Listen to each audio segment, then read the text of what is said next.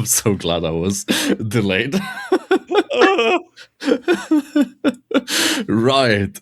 Hi, I'm a meat automaton pretending to be a functioning adult, and today we have a very special episode for you, as we're diving headlong back into the podcast suggestions tab to explore the suggestions that we, for one reason or another, think won't make a full episode, but are cool nonetheless. And to do this podcast. Let's look at and to do this, I've been joined by 3 individuals of varying qualities and character. My name is Lucas, also better known as Moots, and these are my co-hosts. My name is Tom, and I'm attracted to meat automatons. Oh yeah. Terrifying. You're gonna My get name is touched. Croc, and I'm attracted to people who are attracted to meat automatons. Oh, I can be in the sandwich. Yeah. No, human centipede. Said it yourself. Ouroboros. No, Hey, guys. that's the centipede. Hey guys, I'm Zarek, and I'm attracted to comic books of meat automatons attracted to meat automatons attracted to meat automatons. You could call me an automaton Oshi. This is technically a circle jerk now. It's a circle jerk, but it's in one direction, you know? We're going to create a vortex in the middle. Who am I jerking then? Oh no, you're the victim. Oh, I see. Okay.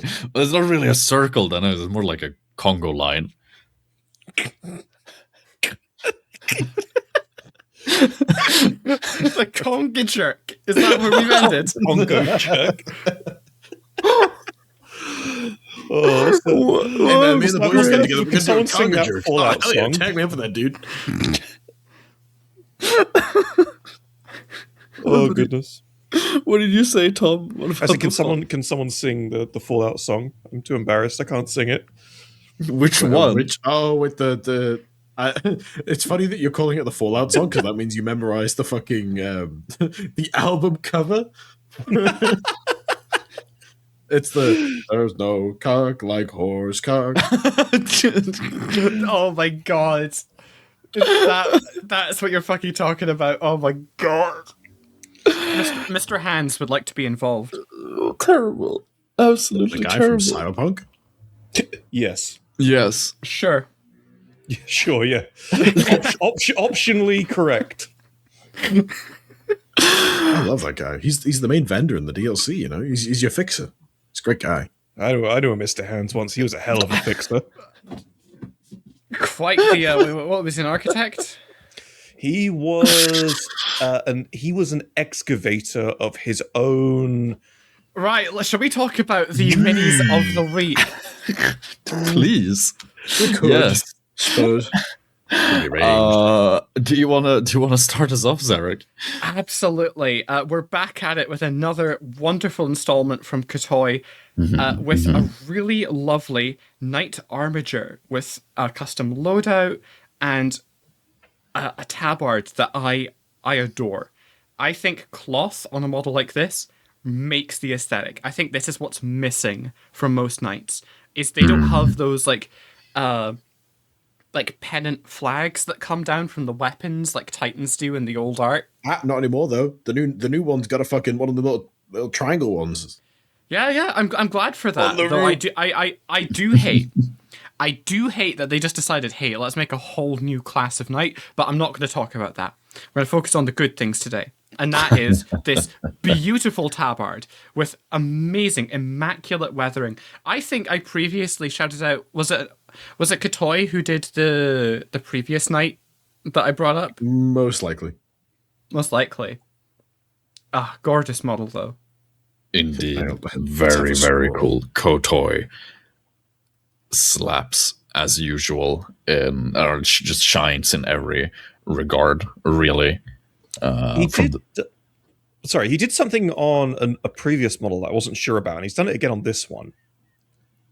It was Kuto again, by the way. And it's those fucking cacti. I don't know, the model is so grim and grotty and grimy, and then you've just got these lovely, cute little cacti just floating around. I love them. I think they're great. I think they add a very nice bit of variation in the coloring, especially to the base. But I mean, it's also, I mean, since Kotoy started with it, you know, it's sticking to the theme of the basis. So, but I do that's see how you know what it's you mean. Kotoy. You can have one without Exactly. exactly. It would look weird now. It's Exactly. a trademark.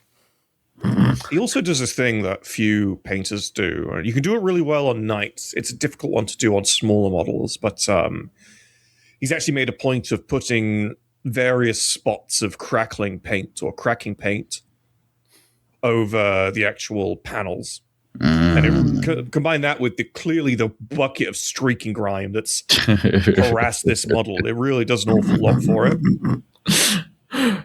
Indeed, very true. It's a wonderfully painted miniature. Weathering so goddamn chunky, you can occasionally see, I believe, a cat hair in there. No. This isn't painted by official Games Workshop staff, all right? So we won't see any of that stuff. Or was it the hair and the paint splatter? Right, that's the paint splatter on the inner circle companions. yeah. Wait, Oh, what? Is that a thing? Yeah. Yeah. If you go look at the store page, that's right, it's Eric. I said How it dare you, first. Croc! I pointed this out! I said I it pointed this out! first. This was I said my it louder. finding! No, my joke. I said it louder. Fuck you. Hold on, I'm Googling it it now. I'm Googling it now, you fucking cucks. Where on the model am I looking? If you look on the back of one of them, you can see actual like fucking primer specs from when they've obviously like had them sat in the priming room, and then someone else will go, ratio. No. I think it's overspray from where they tried to add particles in the sensor smoke. It's like it goes down onto the shoulder pad and over the back of the pauldron, and it goes all over. Like they just lost control. Oh, I see. Oh, it's on the hood as well. Oh no. Yeah, it just goes. Yeah. It's like once you see it, you can't unsee it. And these are the Oh, studio models. it's on the tilt shield too. Oh, this is bad. Yeah. So if looks- you go I'll and tell you what it looks I bet if you go and look through the Dark Angels supplement and you see like one of those like army dioramas, you can probably find that guy in there and spot the splatter. It looks like dandruff. It does. Got to make the pilgrimage to Warhammer World to see the oops, I forgot to do maintenance on the airbrush. Look. Companion. Al Johnson got a little bit crusty in his old age. So it's rubbing off on some of his sons. They don't want to talk about it too much, and they don't want to draw attention by dusting it off their shoulders. They could have fixed that in Photoshop in like 20 minutes. Yeah. They could have. There's just like a smudge tool. Get rid of it. Not even the heal tool literally is built for stuff like this, but oh well, never mind. There's one fucking fallen inner circle companion, whatever the fuck has bad dandruff, I guess. It's I bet they saw it and they were like, fuck. Well, gotta ship it now, you know? Anyways, yes, so thank you, Kotoy. Wonderful Yeah, that's what we're talking about. We're talking about Kotoy's model. That's true, yes. Thank you very much. It's a wonderful, wonderful mini. So moving on to Croc. You want to tell us about yours? I suppose. God. This is a Warlord Town. I ain't going to beat around the bush. From Balthasar Gelton Gyrocopter, otherwise known as Van Dam Marksman.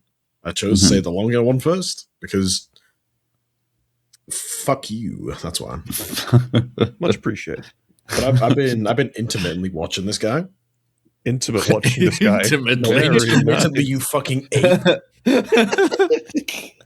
Building this thing in the Patreon channels, which he's been going for a while.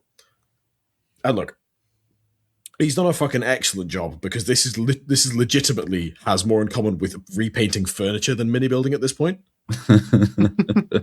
But what Titan Legio is it, Croc?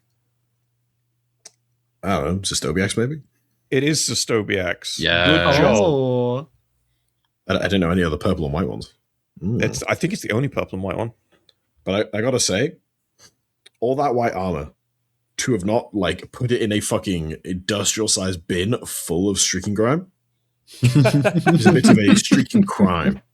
But purely on a like just purely on a scale of getting the colors on the fucking model and having them look clean is very impressive, let alone trying to weather this fucking thing because I mean you could write fucking syllabus on it in the time it'd take you. Can we send Croc to the fucking wasp room for that fucking pun? Honestly, I need to. My hand landed on my face after you fucking said that. Listen, I've seen worse crimes relating to a Warlord's Titan. When I was 14, a friend of mine with more money than sense purchased himself a Warlord's Titan, and when he couldn't get the shoulder-mounted turbo laser to stick, he got out a soldering torch. Oh, Jesus Christ. And welded it on, and it created this awful, gross yellow rent in the resin. Yes, Liam, I'm calling you out 10 years later. How do you weld something made out of resin? It's called burning the resin. I don't think it was like a welding torch. It was like a soldering iron or something. I don't know exactly what it was he had. One morning with some extreme kind of lung cancer from breathing that in. Microplastics, more like macroplastics, am I right? There's actually fucking smoking plastics out here, smoking resin out here. Why smoke cigarettes when you can smoke Warlord Titans? Actual plastic crack at that point, you know? More expensive than a cigar. Good job, Liam. You fucking brain dead wretch. Certainly is brain dead now. That's what I'm certain. Oh, he was like 13 at the time. How do you have a spare $2,000 at 13? What the fuck? Okay, so he's a really good bagpipe player. Always has been. What the fuck? He's just busking out the ass. Yeah, he was just busking. He made a shit ton of money. Do you know how many tourists have so much stupid money in Edinburgh? Do you have any idea? No, that is fair enough. That is fair enough. You know, game values game. I too do not know how to play the bagpipes. Great. So what? We're out here giving money to Scottish teenagers so they can huff resin. Good job. Good job, Scotland. Is the money going towards drugs? No, worse. Resin. Well, there's something about Darwinism at play here, I think. Well, he also played a lot of rugby, so it might have been due to a head injury. Tyler, that's a fucking insane lineup. I do rugby and I busk with the bagpipes, and I also happen to have a $2,000 Warhammer model. Yeah. I feel like this guy owned a Bugatti or something. No, he's gonna own something that's like equally as valuable, but way more fucking esoteric. Horses. Of course, horses. Yeah. Horses. Oh, it's Mr. Hands, he's back!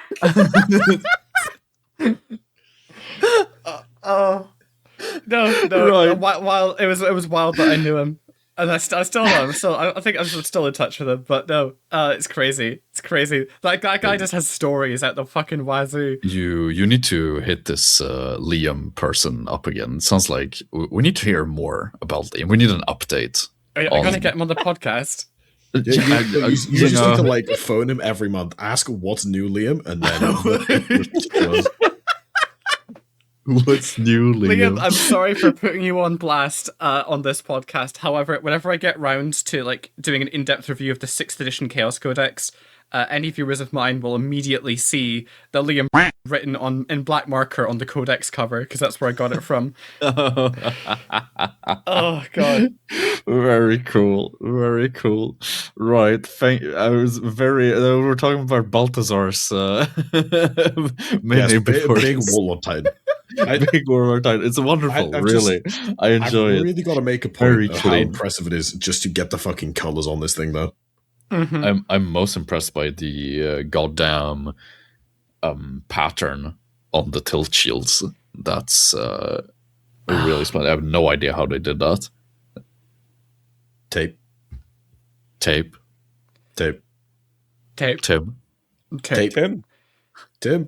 I was going to do a Tim miniature this time, but I could not do the fucking Warlord Titan. That's true. Right. Thank you very much, Balthazar Gelt in a gyrocopter. My fucking Greek. my fucking Swedish is showing. Damn. Oh, you can't do this against me.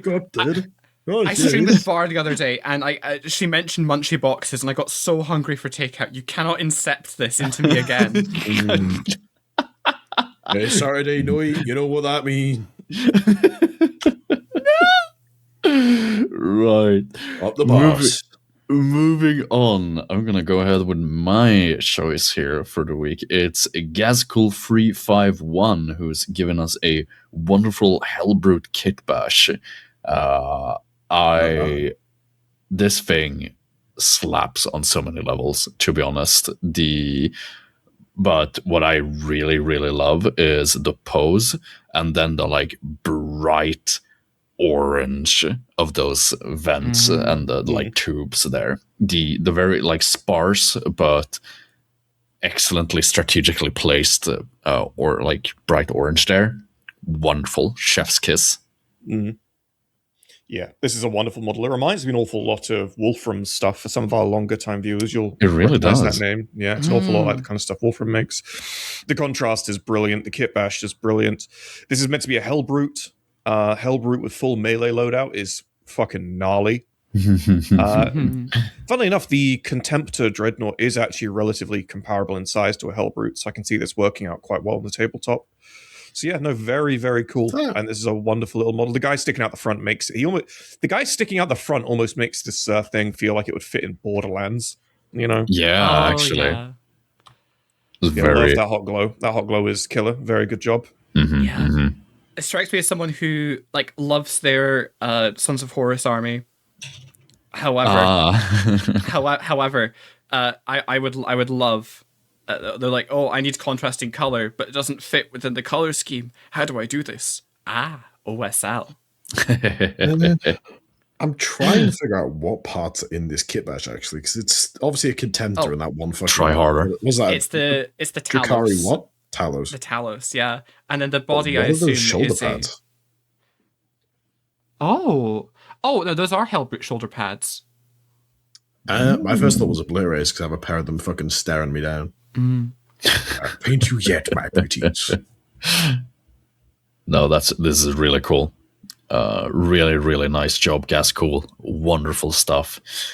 And finally, then, for our final mini of the week, we have Tom's pick. Tom, do you want to tell us about this? So we knew we were going to show this one when we saw the model revealed. And this is obviously Blackheart. This was painted by none other than Shiva himself. I've forgotten what Shiva's Instagram is, but I will find it in a moment. It's Shiva. Shiva Paints. Shiva Paints. One of the things that I remember talking to Shiva when this model... So Shiva, for anyone who doesn't know, Shiva is basically synonymous with the Red Corsairs and has been for about half a decade now. If you search Red Corsair models into the internet, Google Images or what have you, you'll probably see more Shiva models than you'll see official models. Yeah. And I remember talking to Shiva when Huron and his buddies were revealed. And whilst he was a big fan of the actual models themselves, he wasn't really a big fan of how GW had painted them up. Now, he wasn't saying that that GW had painted them up poorly. In fact, I think he said quite the opposite. But he wasn't a fan of the fact that Games Workshop had basically taken a step away from the really heavy black and red that had defined the Red Corsairs color scheme for the best part of the last, 15, 20 years.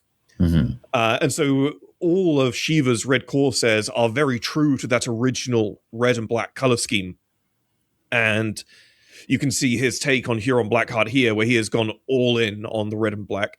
And I'm going to say it, Shiva, your Huron looks way better than the one on the GW web store. It just does. Amen. It looks so good. Now, again, I don't think they painted the original ones poorly at all. I think they're painted really well, but this vibrant red and black is so good. So good, so true to the Red Corsairs. And we had to show it off. Absolutely had to. Actually, I've got a fun factoid here. Something I learned the other day. Because obviously I stalk Shiva on Instagram because I too am Red Corsairs now. So I have to, I got to look at the primogenitor. Sure. If there is an alternate universe out there where instead of Red Corsairs, Shiva paints Deathwatch. Don't tempt us. That would be pretty fucking sick. I mean, Shiva, if you're listening, if you're hearing this, I'm just saying. Nudge, nudge, wink, wink, you know what I'm saying? Wink, wink, nudge, nudge. But it's... Sorry, go ahead. There's just the fact that Croc said that made me realize, the Red Corsairs kind of are the Deathwatch of of Renegade and Chaos Marines because they get everyone. Everyone's here under their flag. That is very true, but that is also true of a lot of Chaos Warbands. It's just more true of the Red Corsairs. The Iron Warriors, for example, have warriors from God knows how many gene lines. The Black Legion probably has more as well. The Red Corsairs are just in the fun position to have an awful lot of ex-loyalists in their midst as well. But I think they get to keep some of their individuality there, right? Where a sort of expression of the original chapter sometimes comes through, and I think that's the case in all of Shiva's best models. No, yeah, that's for true. sure. No, I see what you mean. I think something that I really, really enjoy about this particular mini is the blocking. We were talking about really heavy like coloring and things like that, but I really enjoy the blocking here. The choice to have Tom, we've talked about the paint scheme since and things like that, but like I see the way like Shiva has painted Huron's what's this? His left arm, the axe holding arm, and it looks so good, man. It looks so That's good. off of red, broken up by the black. It's very cool, but it's uniquely Chaos as well to get a bit funky with your color blocking. That's true. But it's always something as well that he has been with all of his Red Corsair models. He will pick out a seemingly random selection of panels to be black and red, with obviously with red remaining as the primary color, but it's this really kind of wonderful, chaotic yet uniform visual that stands between the models that he's done. It's very, very cool. It's very, very good. I also just want to quickly point out how wonderful of a job he's done on the little liquid chemical alchemical vials that attached to his hips there. I think those are very, very cool. And he's painted up the little homunculus creature thing. That's true. Yeah, his warp telephone dog thing that he uses to get in touch with the big four. Phone dog. Hell yeah. Wow. Is the dog the like Garfield phone equivalent in like 40K? For those who know, I remember the dog is basically Huron's speed dial to like the forces of chaos. It's exactly, yeah. Mechanically, it allows him to run away or towards something. It used to give him psychic powers. Cry about it. I will cry about it. But to build on what you guys were saying about the color blocking, I think one of the real strengths in the way that Shiva's painted this model is that no matter what angle you view it from, you will always see some red and you will always see some black. Yep. Yeah, I think a lesser painter as well. I think a lesser painter probably would have gone for a more vibrant bronze, but because Shiva has very intentionally gone for a very much a darker bronze, a more muddy bronze, it doesn't interfere with the vibrancy of the colors. No.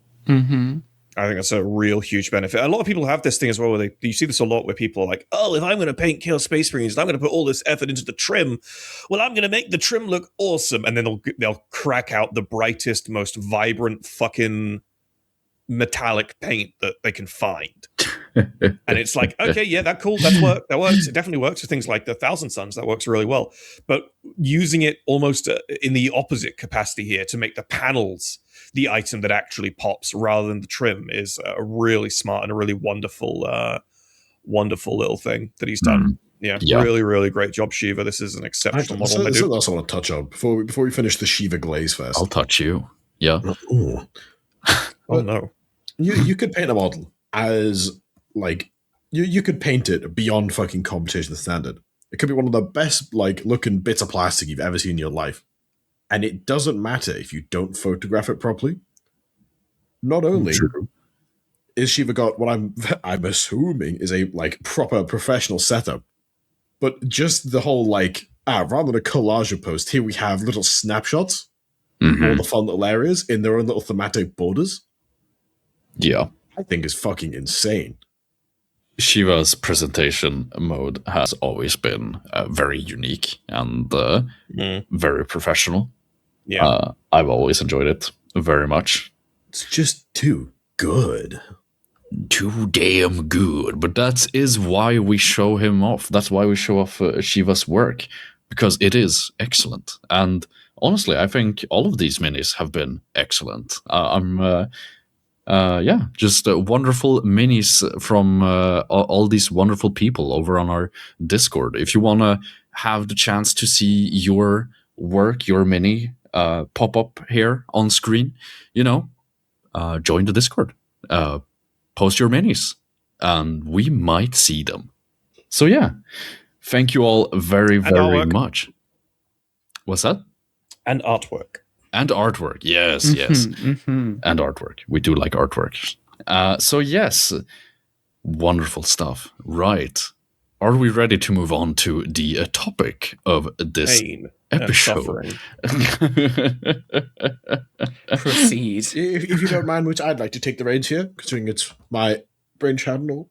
It is true. This is your brainchild. Go ahead, Croc. So in the world of podcasts, coming up with a podcast here is quite hard, especially for people who don't do this as often as maybe a podcaster does, which leads to some interesting ideas. Now, I had the bright idea of, well, what if we had a podcast about the podcasts? Ideas. And it did well the first time, so we're back again. Two. Electric Boogaloo. Oh, yes. Milking it, as any good podcaster does. So we have a rather large list that I obviously prepared, and then, the one bit that's added right at the end. Of course, yes. Your brainchild that I steered into port, indeed. Hey, I'm the thinker. I'm the ideas guy. You know what I'm saying? Are you really? Yeah. Go on then. Give us something then, Croc. Now what? Okay, get this. What if we made Dogs 2? What about that? Dogs Can we remove 2. Croc from this call? I can, actually. Watch this. this. Show by my brilliance. I see how it is, Mr. fucking jealous pants over here. Whatever. I'm too big for this podcast anyway. I'll catch you losers on the flip side.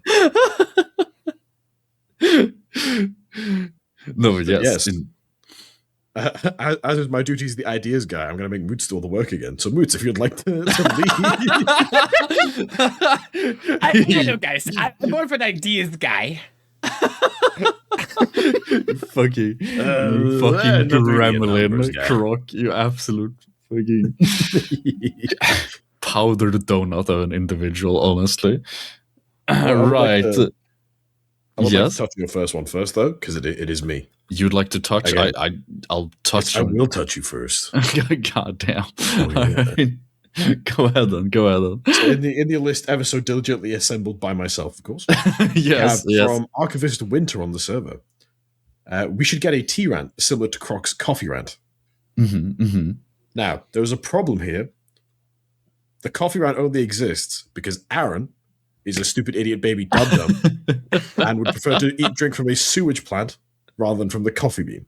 Well, hold on. We only realized that because we laid our cards on the table. So I think to do proper justice to this idea, we have to put our cards on the table. So with that being said, Croc, what is your preferred tea? Milk and sugar. Decent amount of brown, strong tea, splash of milk, spoon of sugar. Sorted. Okay, average fucking Brit notes. Violently British, honestly. How about you, Zarek? No, don't fucking... No, you first, dipshit. No. I'm saving mine. Well, because he's Swedish, it's going to be like fucking a fermented fish tea or something. Oh, he's going to put anchovies. A nice refreshing glass of open the It's just the brine from when he opens the tin of Sir Strumming and he pours pours it into a shot glass. Tea, yes. You see him like he's brewing the tea. He's got the tea bag and he pulls it out. It's just a fish head in a little mesh bag. God, I have a friend. Jesus Christ, I have actual cat food right there. I have a friend who makes her own shots and whatnot. Like a lot of the time, it's just vodka infused with whatever, right? And she made the most atrocious fucking thing I've ever had the displeasure of tasting, which was pickle shots. Hey, I ain't gonna lie. Um, I don't think I'd mind that. I'm a big pickle guy. I can stomach it probably. I've had worse. Like Pickle it's shots, right? You're not drinking this by the glass. You're just necking it and then you're done. Of course, Look, yes. To one up this, right? To one up this, as we're talking about tea. Well, when I was at university, I saw a flyer. I saw a flyer because they were trialing some like food students at my uni. They were trialing some new kinds of tea that they'd come up with, like to be like healthy teas, like nutritional or something. Get your vitamins in there. Anyway, as one of these teas, they wanted to increase the iodine content. If you're aware, a lack of iodine can cause the most horrible deformities as you grow up. It happened a lot. I'm not going to go into the American history. Very interesting. People in mountains commonly had these problems. Anyway, Okay. so they're like, we'll get iodine in the tea. Now you may be aware, a lot of iodine generally comes from fish. Right. That's why people who live in mountains or in the middle of large continents have issues getting their iodine. Zarek, it was a joke. You don't have to make the fish. No. So it wasn't fish. It was shellfish extract. Oh no. And I had that, and it was pretty foul. It tasted like if you emulsified squid. To be fair, they probably did. Shellfish extract. Something like shellfish that, yeah. extract? They probably emulsified a prawn. That's what the fuck? what the fuck, indeed. And then, because I said, I like my tea with milk, and so they served you this tea in little shot glasses, and I said I liked it with milk, but also all of the tea was cold. What? What is this? So it was milky and fishy, and it was pretty terrible. What kind of fucked up alternative reality do you live in? Scotland. Scotland. That's the answer. You know that one episode of SpongeBob where King Neptune makes 100 Krabby Patties, but they're all made of the weird grey sludge? Yeah. That's what they fed your ass. Probably. It was shellfish extract and milk. Now, have you all heard of oyster ice cream? Yes, actually, I think I have. That sounds so bad. Why? So there's this. So me and my family used to go a lot to vacationing in this part of France, where they had a pretty there's this ice cream bar we always went bicycling to and whatever, real nice, and they'd have a load of different flavors and whatnot. And one day we just see the fucking the package, right? They have potato flavor and oyster flavor on the fucking ice creams, and I'm like, I would love potato flavor. That sounds amazing. Yeah, oyster sounds like a gimmick, but potato doesn't sound too bad. I can tell you for certain that the oyster ice cream is not worth it, or at least very much not my vibe. Do not fuck with the oyster ice cream, to be perfectly honest. Anyway, we're talking about teas. So, Tom, how do you like your tea? No. Stop ducking the question, my boy. No. Yeah. I'll be waiting. Because I know I'll be ruffling some feathers. There was something I was going to say. I can't say it anymore. Okay. I was going to say that I am pretty adaptable with tea. I like all kinds of tea. I like the way Croc likes it. I like milky tea. I like tea with no milk. I like fancy teas. I like really basic fucking teas. I really, really like tea in every form. Until I was going to say that until you guys started talking to me about fucking oceanic ballsack tea. And now I've realized that there is actually there's quite a stark limit to where I'm prepared to go with my tea Wow, drinking. to be fair, though, at that point, is it even tea? Like, where do you sit on the fucking the tea chart? Because at a certain point, if you think about it, bone broth is technically tea. You will What? There's no tea in there. Tea is a plant. it's something that's soaked in hot water until it releases its flavor. That's a Would be- broth. would be- what is a tea? Let's Google Tea that. is a broth. Not all broths are tea. If you get abstract enough, crude oil is a tea. That is a broth, not Right. a tea. It's the same line of thinking of like any and everything is food if you're brave enough. Yeah, exactly. Tea is a popular beverage made by the steeping of processed leaves and buds. Okay, I do like all kinds of tea. Because last I checked, squid and fish dick wasn't fucking leaves or buds. So No. They added it. They infused it into the tea. yeah, well, they should be shot. They should be shot for that. I'm afraid. Look, it's experimentation. It's literally scientific experimentation. But scientific experimentation tastes bad. They dead ass had to ask me. Oh, does it taste like fish? Yeah. No, yeah. You fucking bet it does. Have you tasted this? If you tried to give me that, face. you're going to be fucking wearing it. No, because it was a shot. So you take it, you drink it as a shot, and it's like I had nowhere to spit it out. The floor. That's actually going to be day ruining because that flavor will be stuck in your mouth until you drink something else. That's gonna suck so much ass. Luckily, they gave you a Jacob's cream cracker. What? To Great. soothe your palate. I think I would accept a written apology with £100 check. Anything less is insulting. A cracker, the cracker is there for you to throw it at them. No. Improvised weapon. Because it was at my old university. They have like proper like food tasting labs where you go into like a fully contained little capsule. What? And they What have is a little this place? It's a university. Autism chamber. My university didn't fucking do that. I've been to Did two you ever go to universities. I've never been shuffled into Did some you fucking... ever go to the food tech section of your university? No, I suppose I never did. But yeah, Exactly. They probably had them because that's how you test like these things for consumption. Is you get a bunch of people in to test. And they put you in little capsules, and they have a little window that they open to slide the food the food or drink the through, like it's a actual fucking fuck? prison window. what the actual fuck? I had to try and do a form with a QR code, but my phone was too old and it couldn't read the QR code, so they had to give me their laptop. to fill it in. Fuck. Right, so Chestnut, when you fucking get to one, you need to make you need to make. I don't know what the fuck is going on with this part of the podcast I've heard. The fucking tea chart is gonna look insane. That's what I'm saying. It's The tea cut.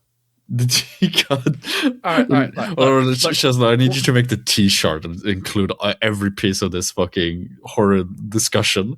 So, my tea. No, this was gonna rustle some feathers. Hang on, we haven't even got a straight answer of Tom or Zarek yet. What are you talking about? I like all tea. That you was like straight all tea. answer. What the fuck Yeah. is Yeah, but how all do tea? you like you can like all tea as much as you like all burgers, but you got Oh, if I had to like pick like one tea out of all of them, is that what you mean? Otherwise, I would have said all teas as well, except for green tea. You know what you did. I like green tea. Why don't you like green tea? Green tea knows what it did. Is this Improve the another health of allergy? anyone who fucking Is this another? fucking little baby boy here can't sippy unless it's got sugar in it. No, it's not that it tastes bad or anything. It's just I've got green tea massively hyped up to me, and then it's just like, oh, this is just slightly herbal hot water. Oh yeah, no, I'm not going to pretend green tea tastes like. Yeah, okay, that's fair. Favorite tea. Honestly, maybe it's just because I want it right now.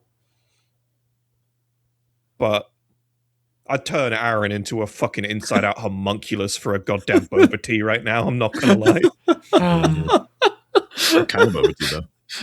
Oh, Aaron sacrificed on the altar of boba tea. You're like Is it a worth it? milky pal. I like it. I like it milky. I like it not milky. Seriously, I genuinely just love tea.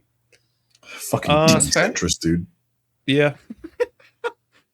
Here, let me step in then. I want to give my final response because I love my tea.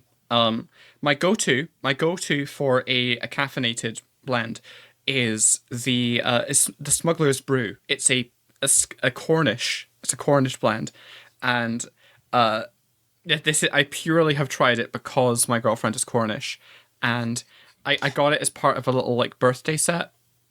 And I really enjoyed it. When we went to Cornwall, I got like 160 tea bags because you can't get it anywhere else.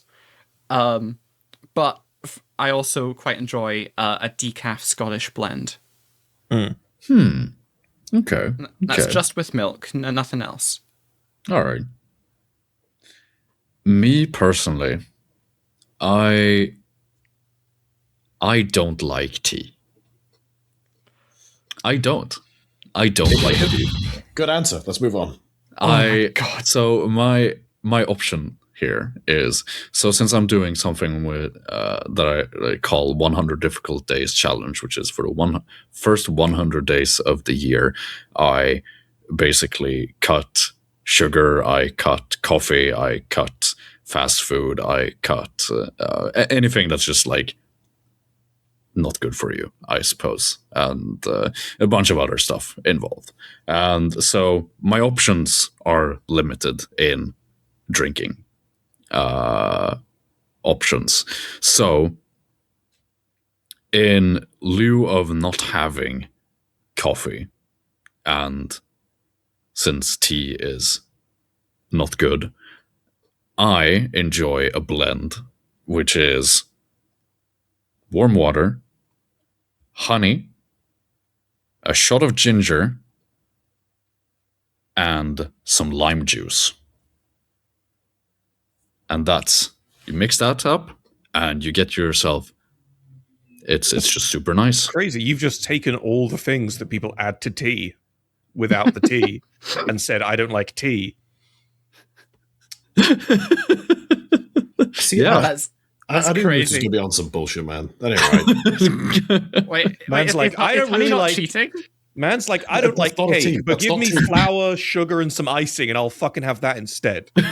No, that's what she's saying. So I don't like cake that much, but I really like bread. Yeah, that's my favorite. Goddamn fucking. Well, you didn't fucking get enough fucking iodine, did you? No, you get it's too much. You It's, can get iodine poisoning as well. it's funny when Yeah, when safe from that, I ain't gonna lie. I mean, when Zarek mentioned that, I was just thinking back to the fact that my French family originates from the fucking Pyrenees, so I'm literally mountain folks. I probably didn't have enough of that bullshit in the family. I certainly had incest running in the family, though, so that's that's something. Oh, Can confirmed. Moots is We can confirm that has Moots is his own dad. Confirmed. do you have some cousins my with God, like wait. webbed toes? Talking about the grandfather paradox before. Moots' family tree is an Ouroboros. Oh wait, no, Moots, you know the fucking, your new profile picture on Instagram. Yeah. That's not you. That's your granddad. Oh, of course. Yes. I think we have sufficiently answered the tea question. I think we have, yeah. We went into much more detail than this than I thought we would originally. I know. Sufficiently Totally answered the alienated anyone who doesn't casually drink tea, at least. Welcome to the Warhammer 40k podcast. Let's talk about tea. Anyway, yes, thank you very much, Archivist Winter. Moving on to the next suggestion. That one Trench Pilgrim who says the most deadly weapons of mass destruction as tier list, like 40k out of a 40k Ooh. perspective. Mm. Now, that would take so long to get through. Holy shit. It's a think waste of time as well, just to put the fucking AdMech fucking taser stick at the top. It's weapons of mass destruction, isn't it? So why don't we fucking top trumps it? Where you pick one and then we all compare a Yes. stat. Yes. Okay, so we just pick one, right? Or Well, one person says one, then someone else jump. Let's do it clockwise. I'll start guardsman, and we just scale until we reach the top. Okay, celestial orrery. Yeah. For fuck's sake, are you clearly skipping a lot? You should have led with that one, but you didn't. Good luck. I can top it. I can top it. Well, you've already done yours. You already done yours. You lose. You lose. We're starting. It's supposed to go in a circle. Crocs knocked you out of the game. Fine. No. Fine. Fuck you. Whatever the fucking hell it was that came up at the end of the Lords of Mars novel series. That's like the Celestial Orrery on crack. Fucking the warp. That's not a weapon of mass destruction. You that's a state of cheating. You're only gravity. It's wrong. only listen. You guys clearly. It absolutely is a weapon of mass destruction. Do you not know what every other chaos villain's fucking objective is in every other book where a chaos character is a villain? It's I'm going to unleash the warp here. Yeah, that but is literally it. It don't do that like That's naturally, true. does That's it? You gotta tear true, open the holes, which is done via an item. It's like saying, well, my choice is kinetic energy. But do you know what they use to tear open? Do you know what they use to tear open a hole in the warp? Like rituals and shit. They use the fucking the warp.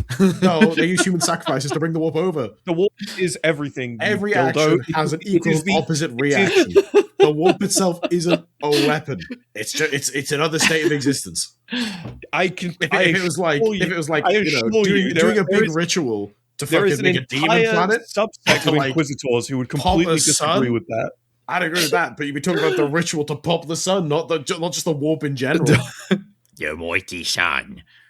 That mighty sun. This guy's a fucking loser. Go on, okay. Power scale. Heat death. No, I got beat by the sluts. Invisibility shield. Fuck you. I'm actually invincible. Invisibility shield. The heat death can't see me. See, I was gonna pick the Life Eater virus. Oh, you're wet. Even there's you're better than fucking yours. What are you fucking talking about? That's like above orbital bombardment, below planet cracker weapon. Yeah. I mean, fucking sharts that are more deadly than the fucking life. Is the man free? Yeah, that was my doing. Oops, sorry guys, hello on rep. Any 40k author. Boom. That's all. Yes, absolutely. You are absolutely correct. Yes, I play CS Goto. I play Ian Watson. Bro, you play Robin McNiven, I'm going to reach across the table and break your knees. Oh, what the fuck? Oh. We can circle back around to those later, because I know there's another one coming up where we'll really get into it. Anything out of the dark age of technology with the fucking space taser. That's not hard. Yeah. Okay. Can I just say, it's supposed to be weapons of mass destruction. We are only fucking 50% accurate on that front. Well, you wanted to top trumps it, so this is the kind of fucking bullshit one-upsmanship you're gonna get. No, it's not, because top trumps is a fucking deck of shit that fits the bill. It's like having one where it's like the fucking it's like British fighter jets. You know, you get it at your fucking local like service station because you want to get something for your niece. And it's like opening that up and like, yes, fucking Trident class submarine, of course. It too can shoot missiles. This is the most British thing you've ever said. I'm flabbergasted. What the fuck did any of those words mean? To be honest, Trench Pilgrim, to make sure that you're not absolutely disappointed here, I do have a list bottom to top here. Ordinatus, Emperor class Titan, traditional nukes, an orbital bombardment, virus bombing, planet cracking weapons, fully formed Catan, Celestial Orrery, and then whatever the hell it is at the end of the Lords of Mars series. There you go. Boom. I'll tell you what. shout out to good old-fashioned nuclear munitions. You know, we've got an age of celestial orreries, those fucking things the AMEC have, like, grab a planet's crust and just fucking throw it at shit. The humble nuclear bomb, you know? It's a classic. Yeah, it is. Good old like, chemical weapons. Yeah. Like, spoilers for, like, the first 2 hours of the Rogue Trader game if you played it. But, you know, when you exterminate a planet, you just shoot a fusion reactor on the surface. And it ignites the atmosphere in a big old nuclear explosion, you know? This is a really good opportunity to remind everyone that the fucking Enterprise from Star Trek sweeps all of 40k with blistering ease. Yeah. Okay, go ahead. Pop off King, rant. You've not seen any Star Trek, have you? Okay, so basically... Very few. So due to the necessity of like the way Star Trek as a serialized show worked back in the 90s, the Enterprise, so this is TNG I'm talking about for anyone who's curious, the Enterprise slowly turned into a sandbox plot device rather than a spaceship. You'd casually have moments where like the ship would get taken over by an alien, and the alien would be like, oh, well, if you don't do the thing, I'm going to remove this planet's atmosphere and kill 12 trillion people. One time, the fucking holodeck gave birth to AI. Just a sentient hologram who left the holodeck and is now out in the universe. What the fuck? Was that Moriarty? It was Moriarty, yes. Yeah. And the only reason they managed to get rid of him was they had to concede to his wishes. The fucking Enterprise is literally, I hate to say it, it's kind of a god. In fact, the whole fucking... No, Tom, I've got an unfortunate thing for you here. See, the Enterprise has a key weakness. One that is shared with a lot of 40k. Get this. Star Trek Into Darkness. What about Star Trek Into Darkness? This is a reference I don't get. They built a slightly bigger one and it crashed. Oh, that all takes place before TNG by like 100 years. Oh, I didn't know that because I'm not a nerd. Anyway, your own rant a minute ago. Okay. Fucking dipshit. Host of Warhammer 40k podcast, not a nerd, checks out.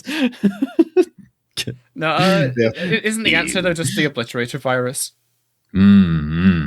I know it's definitely not like up there, but Phosphex is always a really fun one to bring up because every single time Phosphex appears in the Horus Heresy, you get to watch swathes of Space Marines just be fucking terrified. Like, you'll talk about the whole no fear thing until Phosphex is on the table, at which point Space Marines just become these terrified, whimpering children running for their lives. Why do they ever stop using Phosphex, you know? They lost their means to produce it, and then one AdMech gink found a way of making it again, and the Inquisition found out and fucking blew them to bits.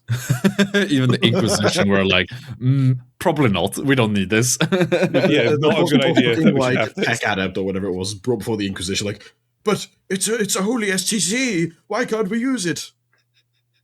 That's a 30k item, not a 40k item. As he affixes his Inquisitorial rosette of the order range separation. Oh god, that fucking reminds me of how the like phosphor weapons, the ones that AdMech use, when they were discovered, the guy who discovered them tried to cover them up because they were fucking horrid. You know, white phosphorus, tried to cover it up. They found out. And for the crime of trying to obfuscate, an STC, they burnt him alive with phosphor. Yeah, I've just checked. They took his own Phosphex gun, and cooked him with it. So actually, they didn't. Phoenix, he destroyed the STC himself because he took it. So there you go, Croc. The Imperium probably would have wanted to use it, but he decided no one should have this. He made himself a Phosphex gun. Went, nope, this is too terrible. destroyed the STC, and then the Imperium went, okay, cool, we're now going to shoot you with your Phosphex gun. And that was the end of Phosphex. Wasted opportunity, shake my head. Phosphex is really, really funny. There's a moment in the Siege of Terra where I think it's an Iron Warrior commander. It might have been Perturabo. I don't think it was Perturabo, though. But there's an Iron Warrior commander who he's like monologuing to himself how he is actually kind of like impressed by the Imperial fists for launching Phosphex into an area where their own guys were operating, because obviously it'll kill fucking everything, including their own dudes. And then near the end of the monologue, he goes, wait a minute, hold up. We launched Phosphex there like 3 weeks ago, at which point he realized, oh yeah, we're really dumb. Phosphex doesn't go away. It never goes away. We've just been killing our own men for 3 weeks. Oops. Fucking Hey, you think bad Command would moment. stop sending us into the Phosphex death zone of Phosphex and death? But I mean, well, Iron Within. Ah! So yeah, it's not the greatest like weapon of mass destruction 40k, but it is like, I just love how like every time it appears, Space Marines just end up browning. Oh God, the fire is on fire! How is that even possible?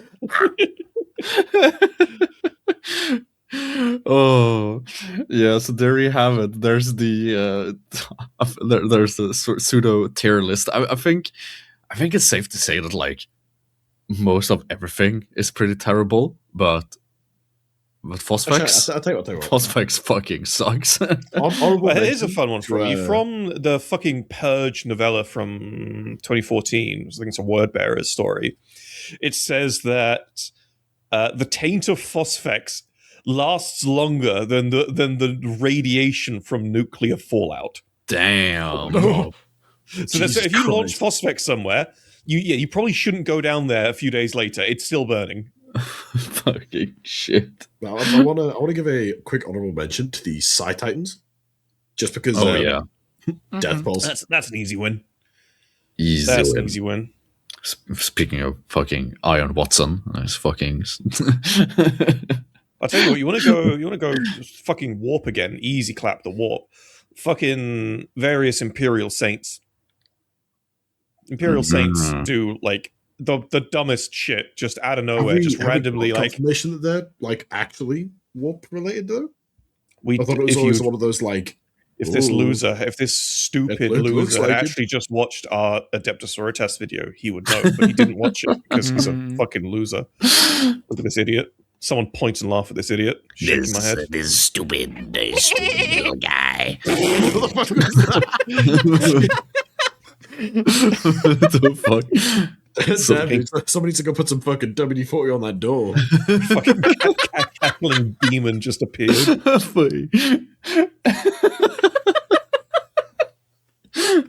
Oh, don't forget that one planet full of psychers who jumped in the volcano. Yes. Volcano cannons, baby. Yes. Oh yeah. What? Do you not know about that? Someone tell Moots how fucking dumb volcano cannons are. Volcano cannons, yeah. They're essentially upscaled las guns. But because it's 40k, there's this one planet where a bunch of psychers in some weird fucking stupid ass ritual all jumped into a volcano that all their remains ossified to this crystal. So what they do, well, you know, on the other side, they're like, we're at Mount Doom of Death and Despair, where all these psychers have fucking crystallized into this rock. Yeah, let's put on a fucking super heavy tank. You know what I'm saying? So they fucking massive las beams are focused through the crystal that emanates a psychic and death scream whenever it's fired, and then comes out the other end. So sometimes the crews that support Baneblades kind of have to be mind wiped a little bit because it's a little bit. It sends you out just a little bit, man. Turn down the volume a bit, you know. Put on your headphones. Try to think of something else as the fucking screaming death wails of psychers just like emanates. Yeah. I like to imagine it's like you know when a kettle goes and you hear it like steaming. It's like that, but if it was all screams. Sure, yeah. If You are were not to think how hearing volcano sounds, it's just. But you know, We're not hearing the popping of air as it is superheated into plasma. No, that is just some guy who died like 100 years ago.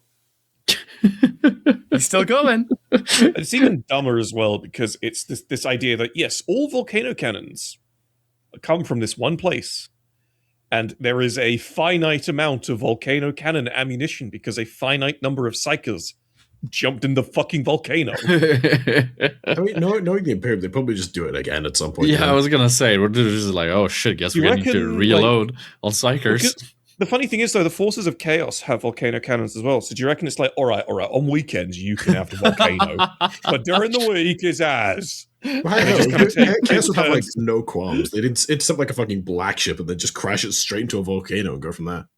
It's too, honestly, yeah.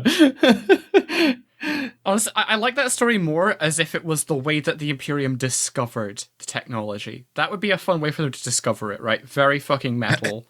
Throwing some psychers into a volcano and be like, oh shit, look at what popped out. Oh, dang. Like, what if Forge Worlds, right? They only have like, the giant fucking pots of molten metal, right? These, like, from that one scene in the Star Wars prequel where, there's the factory, that all the fucking cauldrons full of hot metal. You know, they've got that going on in the Forge World. And then every so often they have to dunk a bunch of psychers in there to make the crystal. And it's just a little factory they have. It's a crystal manufactoria. Oh yeah, the psychers in, crystals out. Woo. Dunk them like you're dunking a fucking... I don't know. What are they called? Cracker? No, fucking a rich tea biscuit. There you go. Yeah. A rich tea biscuit. If you were to be the most British with it. How do you like your psycho death prop brewed? More psycho or more molten crystal? I hate when it gets all soggy and drops off into the molten metal. I have to fish it out of the bottom. Ready the comically large spoon, praise be the Omnisire. Omnisire be praised, ready in comically large spoon. Like at the end of like stirring it around, like it goes like 3 dings. Ding, ding, ding. No, it's like it's a bell. Right of percussive maintenance. Ding, ding, ding. Hit off the side. Oh fucking god! Right.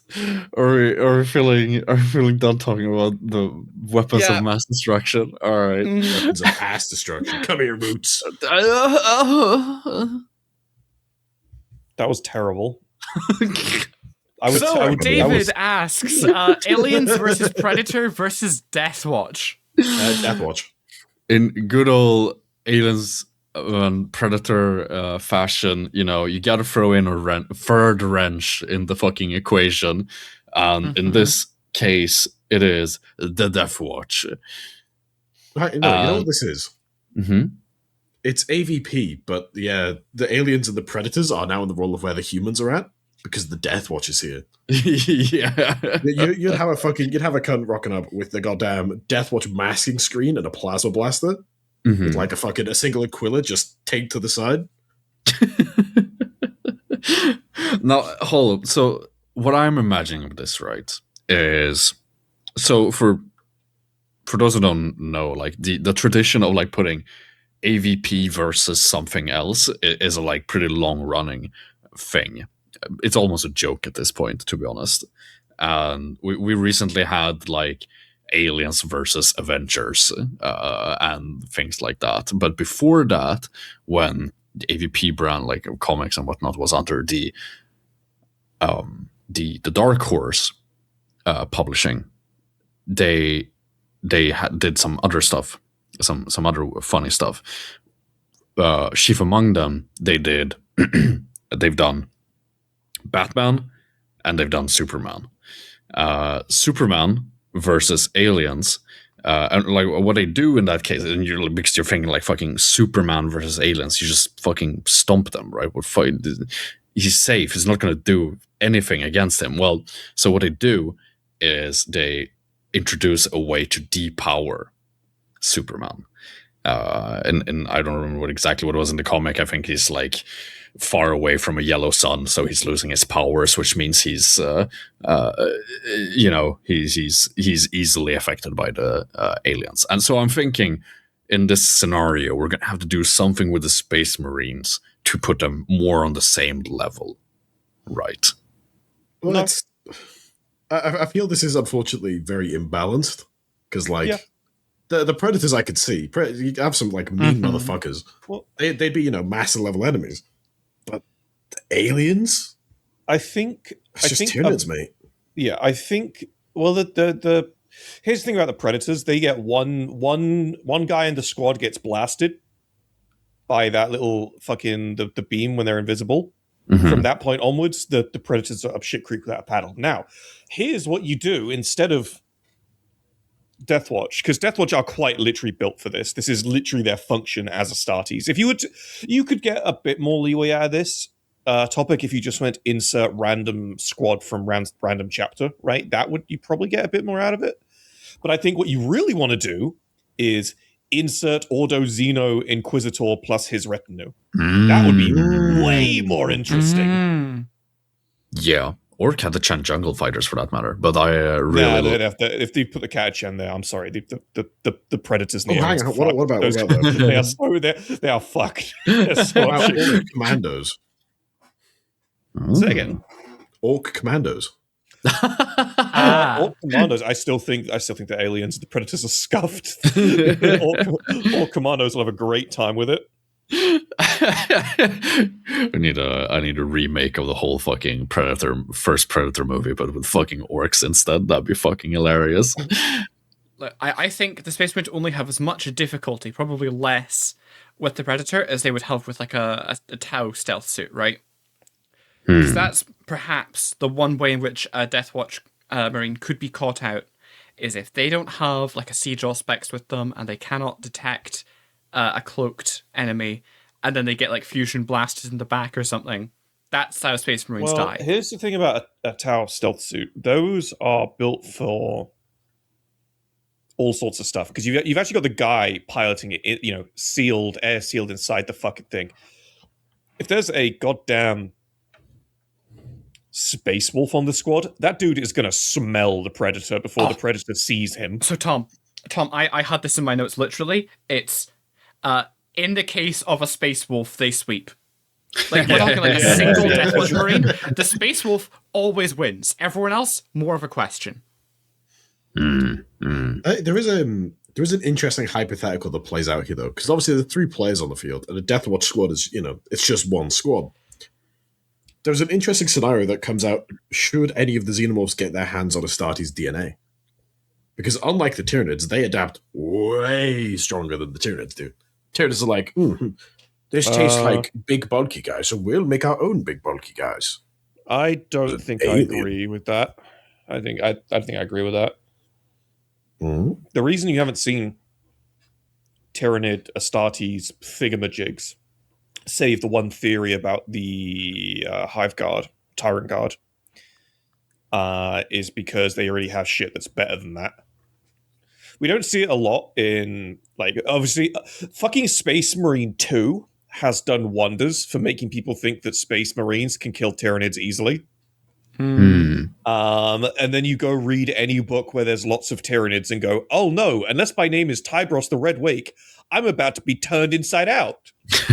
A Tyranid warrior is more than a match for a Space Marine. A Tyranid, I tell you what, you say, give me 5 Tyranid warriors versus 5, give me 2 Tyranid warriors versus 5 Xenomorphs. Those Xenomorphs are scuffed. Yeah. I believe so. Give me one Tyranid Prime with Lash Whip versus the Deathwatch squad. That Deathwatch squad is getting sweeped. Yeah. Did you know it has a better melee profile than the known Emissarian? Yeah. Damage 3 claw. But it's the fun thing where you should never really listen to 40k video games for power scaling, because if you do, you'll think that you play Space Marine and then you play Space Marine 2 and you'll think that orcs and Tyranids are like really, really weak. And then you read books with those things and it goes, oh, wait a minute, hold up. Very few Space Marines are capable of doing the kind of shit that Titus does. Yeah.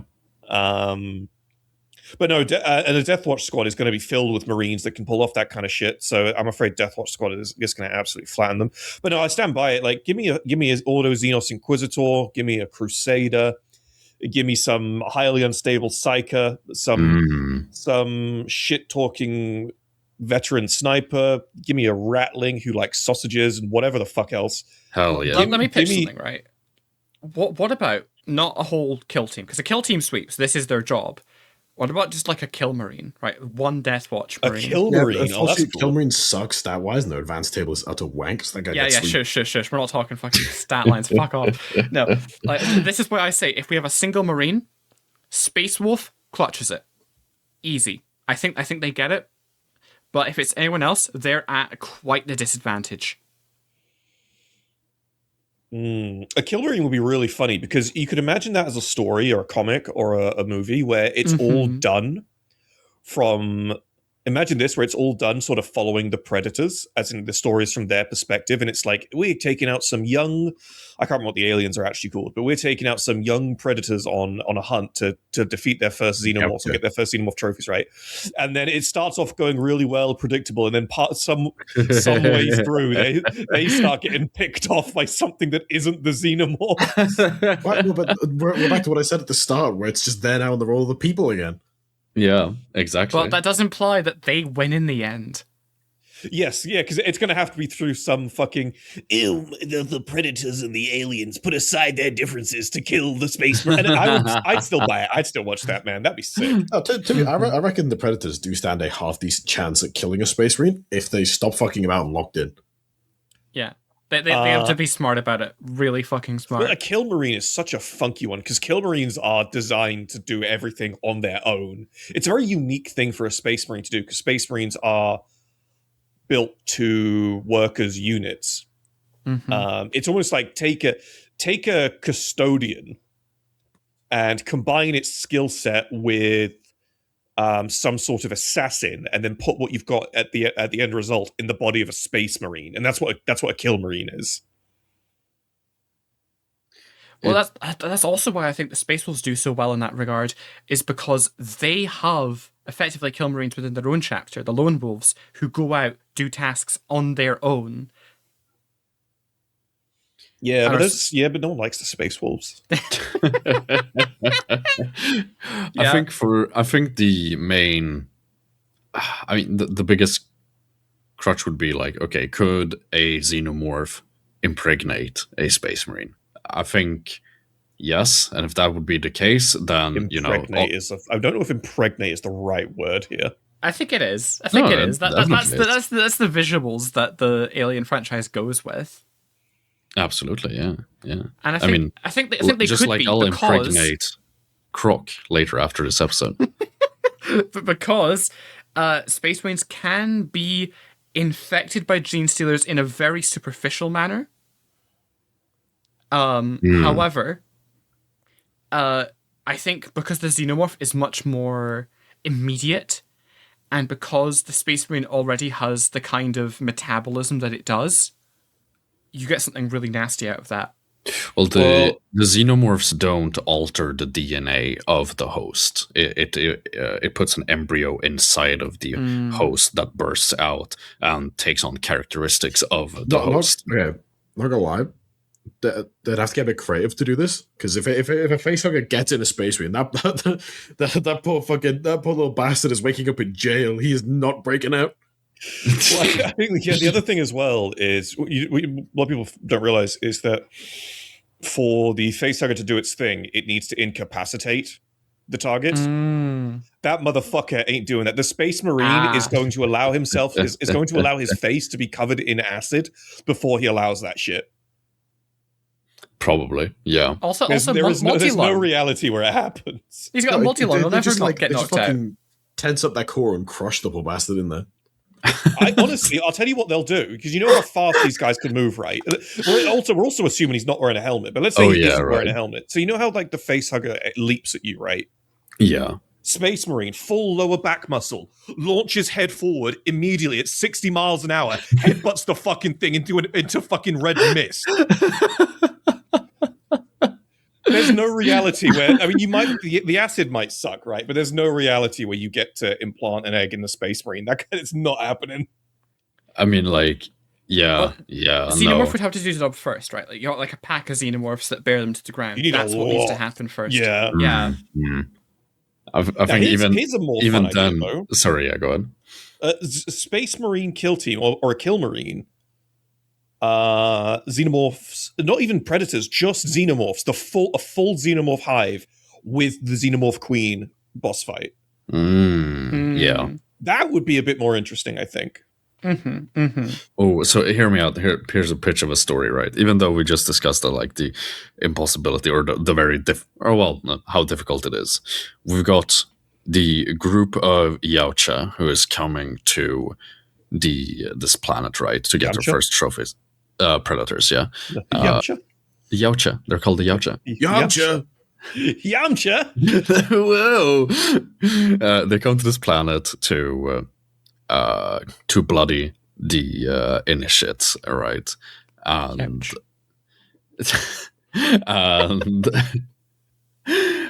they get there. They someone gets picked off. They find the lone kill marine, and through they start having this back and forth fighting each other. Like maybe someone dies or whatever. And there's some xenomorphs. Shit gets complicated as it does in these stories, right? Until you find out later when it's like one predator and the kill marine left. They found out the kill marine has been impregnated with a xenomorph, and suddenly they go like, "Oh, Empreg." There's some reason or other. There's this like brotherly warrior respect for each other. They go, all right, well, if we're gonna go out in a blaze of glory. As they go down into the hive to decide to kill the queen, and whilst the Space Marine has time left, and the story ends with the final predator escaping as the hive explodes in thermonuclear fire. Yeah, but have you considered Invincible Season 3? Croc, fuck off.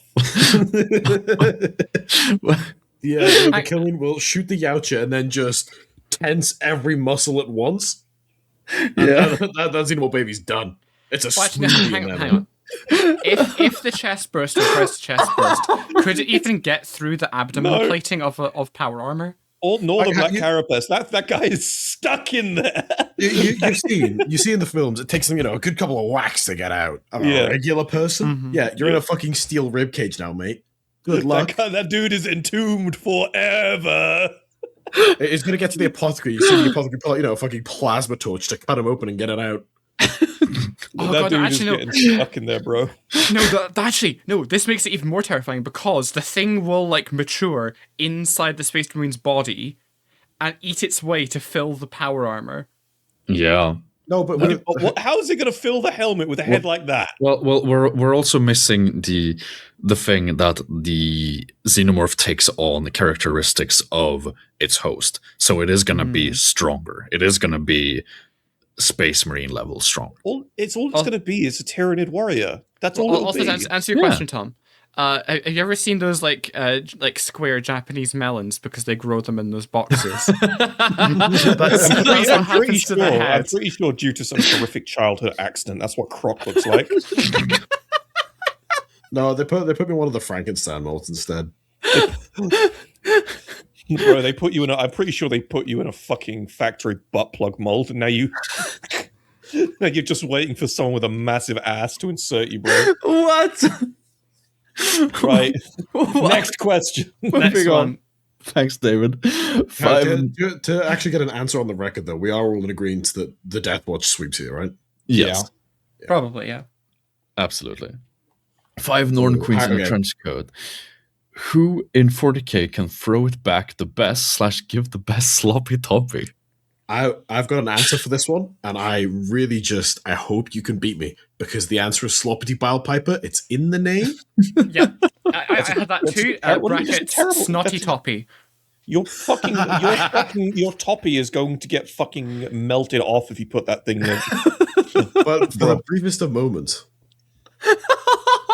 Your pun does not constitute a good answer, you fool. It's in the name, dude. That's why they call it Snotty I suck Toppy. Dick and McGee. What are you talking about? Fucking hell. I'm going to counter. what would your I'm option going to be? say any demonette, or any Slanesh demon. No, because that specifically. that'll just bite it off, bro. What are you talking about? Well, but before it bites it off, you'll get one hell of a sloppy toppy. Look, Fiend of Slanesh, let me pitch. Anteater Blowjob. What? You guys, this is terrible. What? You know, everyone knows What? that the base human desire is to stick your dick in a straw, of course. What? Can we go to the next question? I have no desire to provide Right, an answer does to anyone this have question. anything for throwing it back, though? Throwing it back, yeah. Fucking Greater Probably- demon of Nurgle. okay. Now we're definitely moving on. So, 8-bound John Worldeater says what each of the team's homebrew's combat patrols would consist of. Oh, that's a really cool question. Combat patrols. That'd be approx 500 points ish Yes. kind of force. Mm-hmm. Oh, that's a fun one. I think for me, because when I do the Midas Saints, I'm always proxying them as Dark Angels with Dark Angel models. So it would probably be because it's a very defensive sort of chapter, but like also very sword heavy. Probably some inner circle companions, some heavy intercessors. And like, because this is the thing with every combat patrol is it's like, here's a couple of really good things, and we have to balance it out with something dog shit. It'll probably be a couple of heavy, a really great HQ, whoever the fuck, right? Some inner circle companions, some heavy intercessors, and then the fucking servo strike century turrets. Is that what they're called? I think so, something like that. Yeah, the fire strike servo turrets. So yeah, it'll probably be like, yeah, a couple of really great melee units, some heavy intercessors, and then a couple of those fucking things just to remind you to rein in your confidence. I think it will be very similar for me for Iron Gorgers. I think instead of the inner circle, though, I'd go probably like some Terminators. And I don't know. I don't know. Does a dreadnought fit in a combat Terminators and a dreadnought no, for a combat patrol? or a Crack dreadnought. at it. Well, I think you could get away with a dreadnought and then Yeah. have like an exceedingly small complement of something quite weak with it, because there is no Primaris dreadnought that's not worth its money. No. Well, So I think probably in that case it would be like Terminators, heavy intercessors or assault intercessors, and something like that. where's the balance with that? That's just that's just an amazing box. That would be like the best combat patrol GW has ever made. I think I sort of compared it to the fucking what's it called? Where is it? The Space Wolf one. Because it's let's see here. Space Wolf had a combat patrol with Terminators. Oh, they did. Yeah. Oh, they did. Yeah. Oh, yeah. Literally Terminators, assault intercessors, and Wolfen. That's an obscene combat patrol. Are Wolfen good in 10th? No clue. I think Thunderwolf Cavalry are their best unit. Yeah. Well, that's probably the bouncing act then to put the fucking Wolfen in there. Damn, that's crazy. Some guy with a small cock is revving his insecure vehicle outside. I don't know if you can hear that. Yeah. All right, here. Let me hit with my list, right? Because I gotta. This is for my ideal Mechanicus army, right? You get the Archmagus Prime from Heresy. You get 2 boxes of Ashwaste Nomads, some Skitarii Rust Stalkers, then a Scorpius Dune Rider with an upgrade sprue to give it a top. To give it a top. Whoa, Zarek. That's my ideal. Look, this is my ideal combat patrol. Top is Okay. optional. That's a hell of a custom thing, but I get it. That's really cool. Yeah, I like that. Topping is the optional. visualize the moves. I'm going to turn you into a victim. I swear to all that's holy. Does that mean bottoming is also optional, or is that like mandatory? Mandatory. Croc, what would you Okay. like? Before Moops I need thinks he to can quickly check speak the again. price on an intercessor squad because it's going to vastly change my answer. You don't need to check the price. You can work Is it it going to be out. 5 units of Excellent. 10 intercessors? A Herald's Devout Combat Patrol goes as such. 1 Chaplain in Terminator armor, 1 squad of Terminators, 20 Intercessors. Done. Fair. As I tell you, that's a solid block to just start any Space Marine army with. Because I they've fuck got that. like, oops, all fucking Green Wing, and then a little bit of the spicy stuff. Yeah. I'm not sure what I would do with numbers for mine, because heavy intercessors, you've got 10 heavy intercessors. I think any box, combat patrol or not, with 6 inner circle companions is that's a bit too generous. So 3 of those, 10 heavy intercessors, and 2 or 3 fire strike servo turrets to make you regret your life choices. Fucking Combat Patrols do sometimes have illegal squad sizes, don't they? Oh, they used to. I'm I bringing don't know back what- the Deathwing Command Squad. what 3 Deathwing character- Terminators with the Chaplain. Hold up, what character would you do, Moose? Because this fucking cuck could have a Terminator chaplain. Zarek would have some sort of Magos. What would you do? Well, Tech Marine or a Yeah.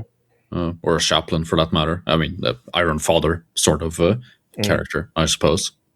Yeah, I think for me, it's simple. It's just no. I want to say Gravis Captain, but actually no. I think the is it the Indomitus Captain, the one with the Storm Shield and Power Sword. I think that would probably be the one. Just a really simple, Space Marine, Power Sword, Storm Shield kind of combo. That's Yeah, very super dope. basic, Yeah. super basic defensive stuff. Right, moving on. Indeed. Moving on, we have Moving right along. Like Combat Highway. thanks, Rook. Asgardium, who asks or who says, suggestion: which faction has the best alcohol? Iron Hands. Dark Eldar. Iron Hands, you gotta explain yourself right now, young man.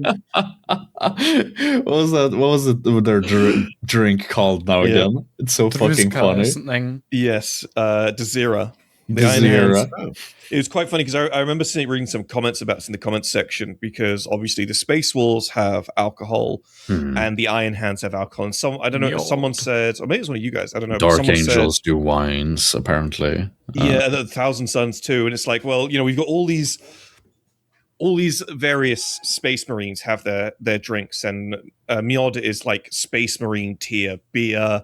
The Thousand Suns and the Dark Angels are making Space Marine tier wine, but then you've got the Iron Hands making Space Marine moonshine, and That's called it is rubbing alcohol. wild.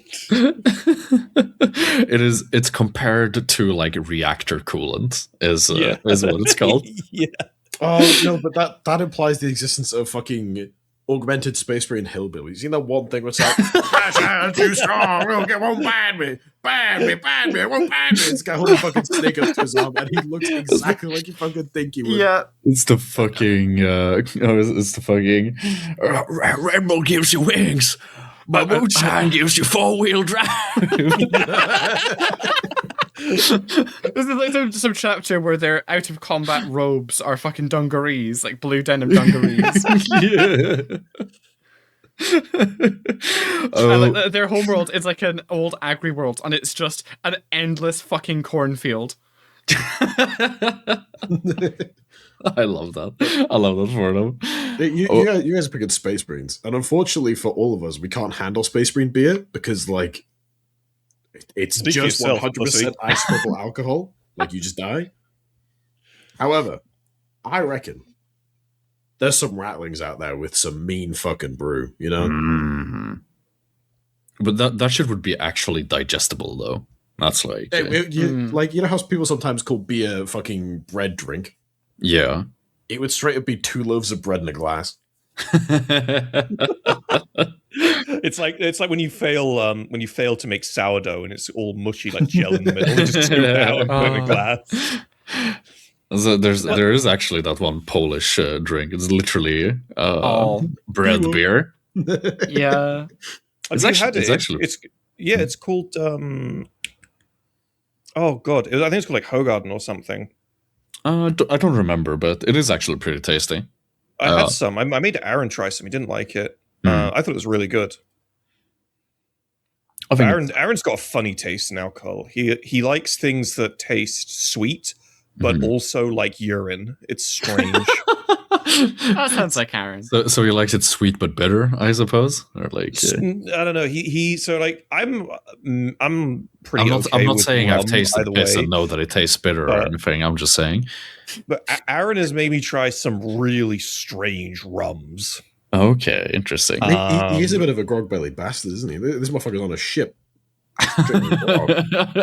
Find this man in Sea of Thieves. Yeah, it's a funny one, but Hogarden's really good. It's literally just like drinking bread and you get pissed off it. It's great. Mm-hmm. Unfortunately, I must deck you all. The answer is Dark Eldar. With what? That's poison.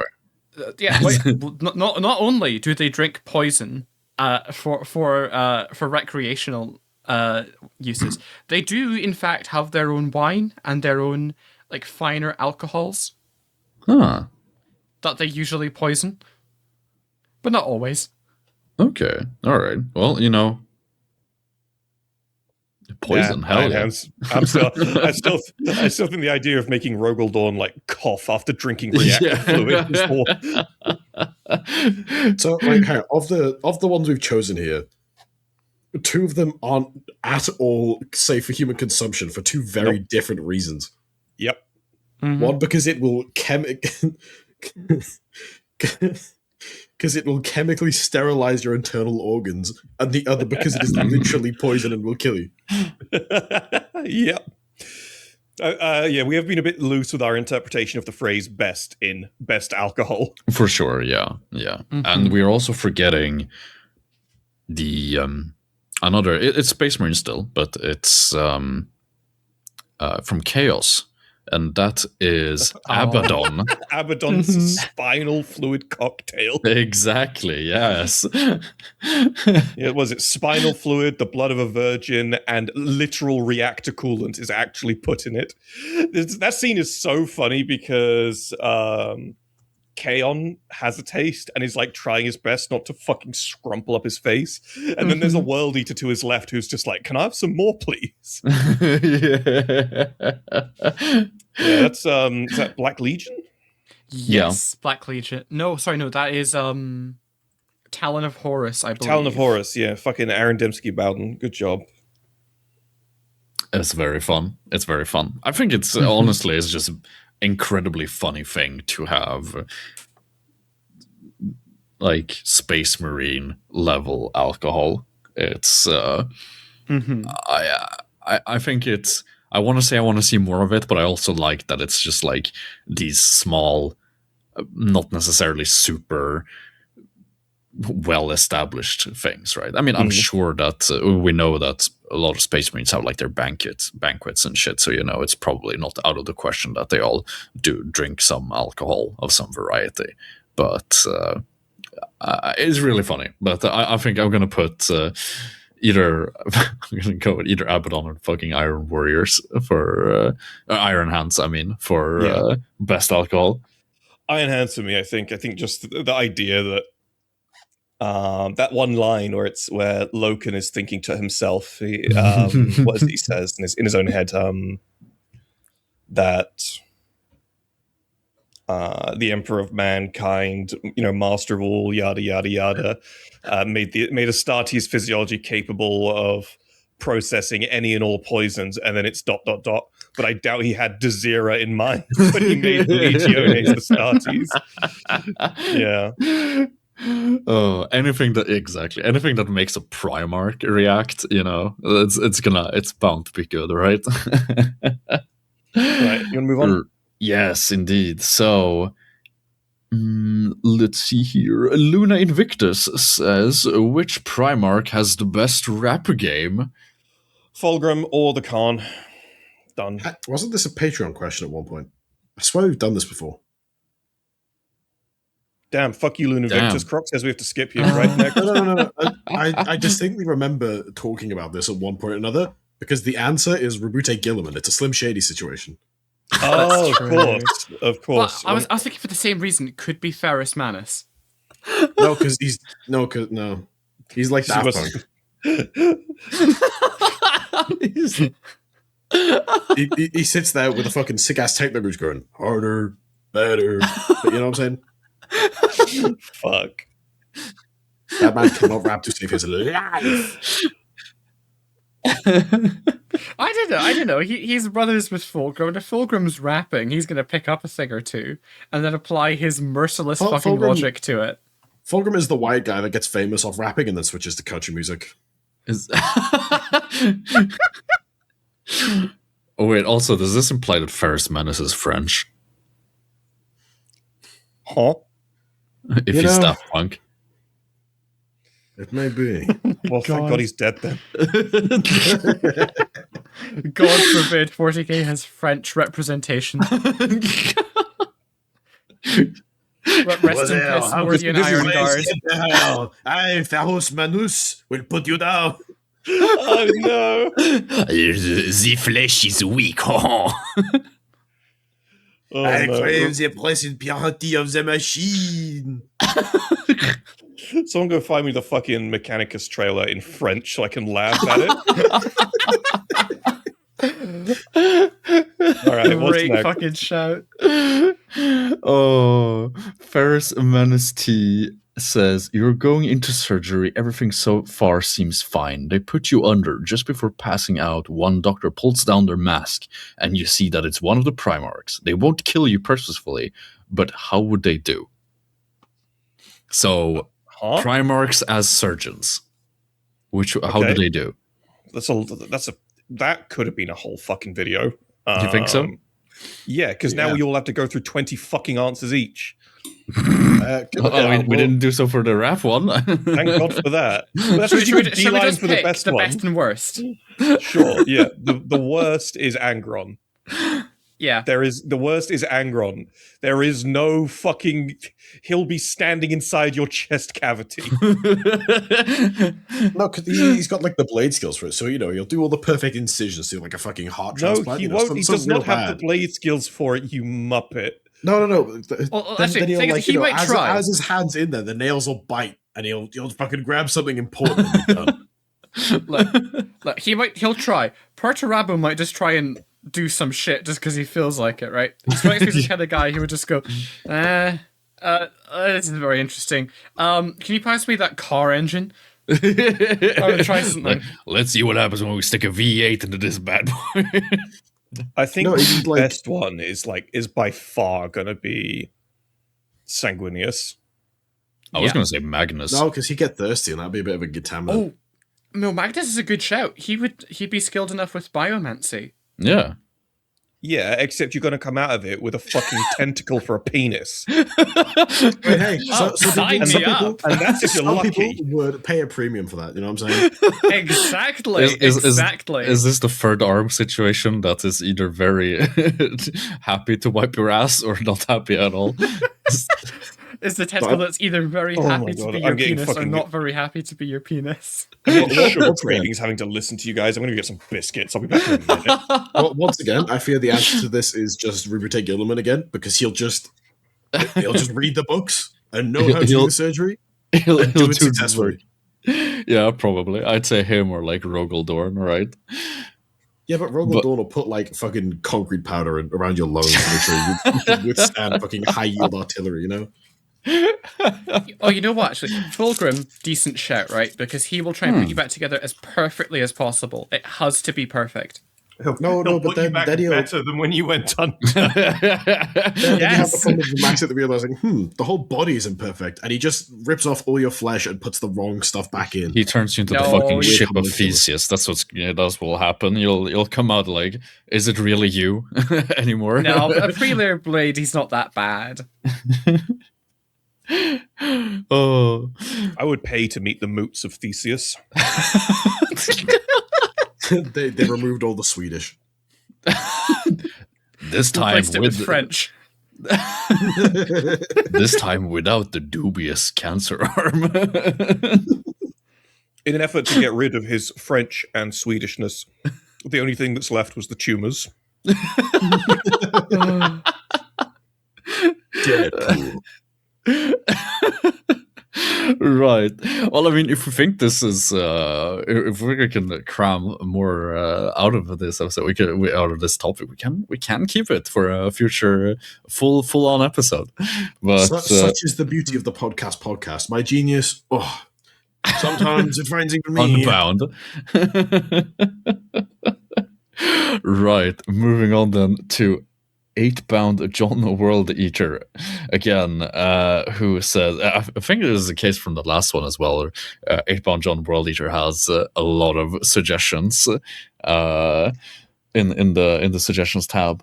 Who says, anyway, discussion of 40k AUs such as the Dorning Heresy, and I do think there's room for a whole episode on this topic. Multiple people have asked for it. But yeah, no, I don't know. I certainly would love to make a full episode on the different AUs, but maybe some general thoughts for this one. Yeah, but then you have to read the Dornian Heresy. The Dornian Heresy is a very funny one because it is the most iconic, but it hasn't aged super well in comparison to like the Rebootian Heresy, which I think is by Is that far your one? No, God, I wish. Mine is another one. It's on. I'm gonna be humble and say that mine isn't as good as the Dornian or the Rebootian Heresy, but I certainly took a lot of inspiration from both of them. Mm-hmm. I need to read more AUs. What I want to read, if anyone can link me in the comments or suggest this, is a heresy where the timeline diverges when the clock strikes midnight and we hit the end of M41. I would love an alternative turn for that. Yeah, we don't get Primaris. Rebooting alone does not get up. The storm does not gather. We have an entirely different plotline. I would love to see that. I think that would be very interesting. Okay, yeah, an AU for the modern setting as opposed to the Heresy, as opposed to Heresy. Yeah. No, absolutely. I think that'd be cool. That's just a regular AU though, not a Horus Heresy AU at that point. Yeah, this has 40k AUs in the question. Yeah, it says 40k AUs. You know what? Fuck it. Just give us a goddamn M35 game. Yeah. Yes, please. Thank you. Thank you. Thank you. Thank you, W. Bin off the Scouring series. Don't care. Start a new fucking Age of Apostasy series. I'm in. Hell yeah. I think the something pretty close to what you're suggesting there, Zarek, is the what's it called? It's not the Age of Dusk or something like that. But let's see if I can find it.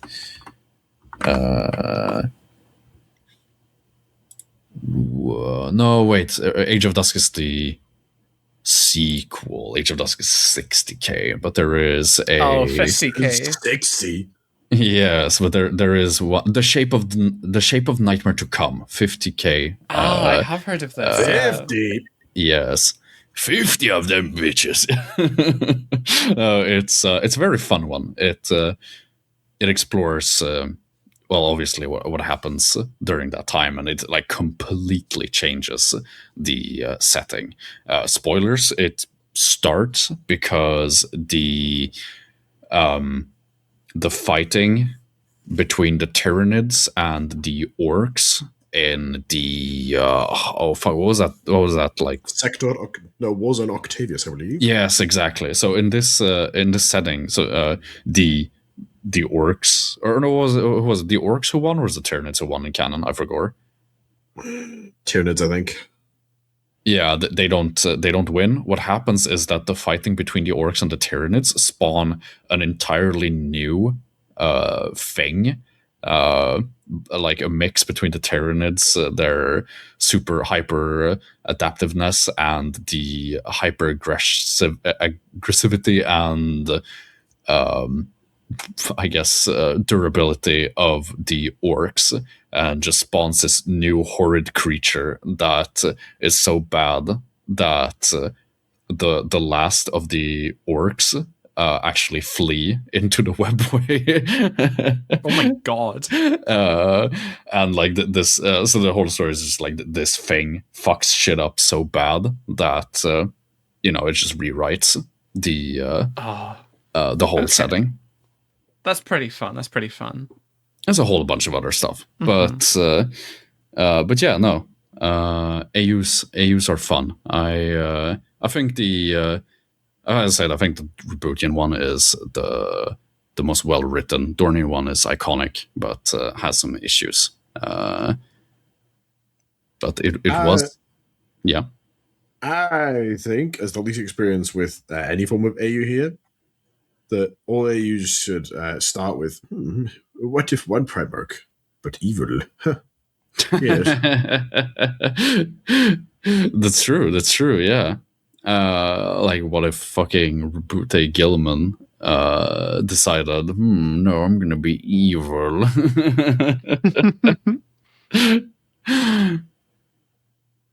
Oh, for sure. Well, if no one else has something to say, Tom, do you have any thoughts on this? I think, just in the effort of being sincere, I'm not a big fan of AUs. I think they're interesting at the most surface of levels. The thing that makes 40k interesting for me, the Horus Heresy as well, is that you can dissect things on a nuanced level. You can't do that with any of these AUs. I'll tell you what you can do with something that's fan-made that's similar, though, where you can dissect it on a nuanced level. That's the War for the False Primarch.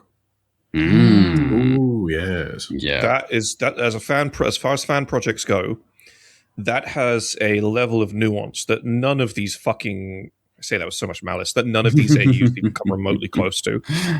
And it is far more interesting. I think that's because it's inherent to the setting of 40k, right? Where 40k doesn't have alternate timelines or different universes like comics or other TV shows and things might. It's all one continuity with lots of room in the middle. The time travel comes because no one knows what actual time it is. What do the authors do?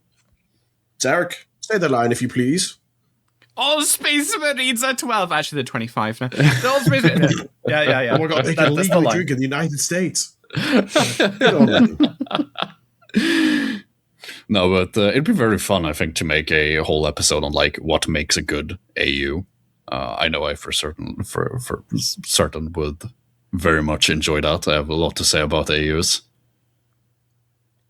I think a broader topic we could go into more depth with is just 40k, like large 40k fan projects in that region, right? Where it's both AUs and expansions on these past eras, like the False Primarch and everything. Absolutely, we could look at both of them as like two facets of a similar activity, right? No, for sure, yeah. Right, moving on then to the next one by FreeX01, who says, favorite authors in the Black Library. Ooh, that's a fun one. I know my answer. I know my answer too. I'll just put mine down right now. Mike Brooks, Denny Flowers, easy. Okay. I'm not... I can't at the top of my head remember what any of them have done because I suck at names. But Mike Brooks is GW's golden boy at the moment. It's Son of the Forest, right? Say again? Son of the Forest, right? Mike, Son of the Forest, Harrow Master, the Orc books. Yeah. He's one. Yeah, everything he touches kind of turns to gold. He's definitely really good. Excellent orcs, excellent Druk-Yuri, Druk-Yuri? Tywin Lannister. Druk-Yuri? That's what the Leader Hesbrax book is. It is. There's Course Yowie as well that he's written now.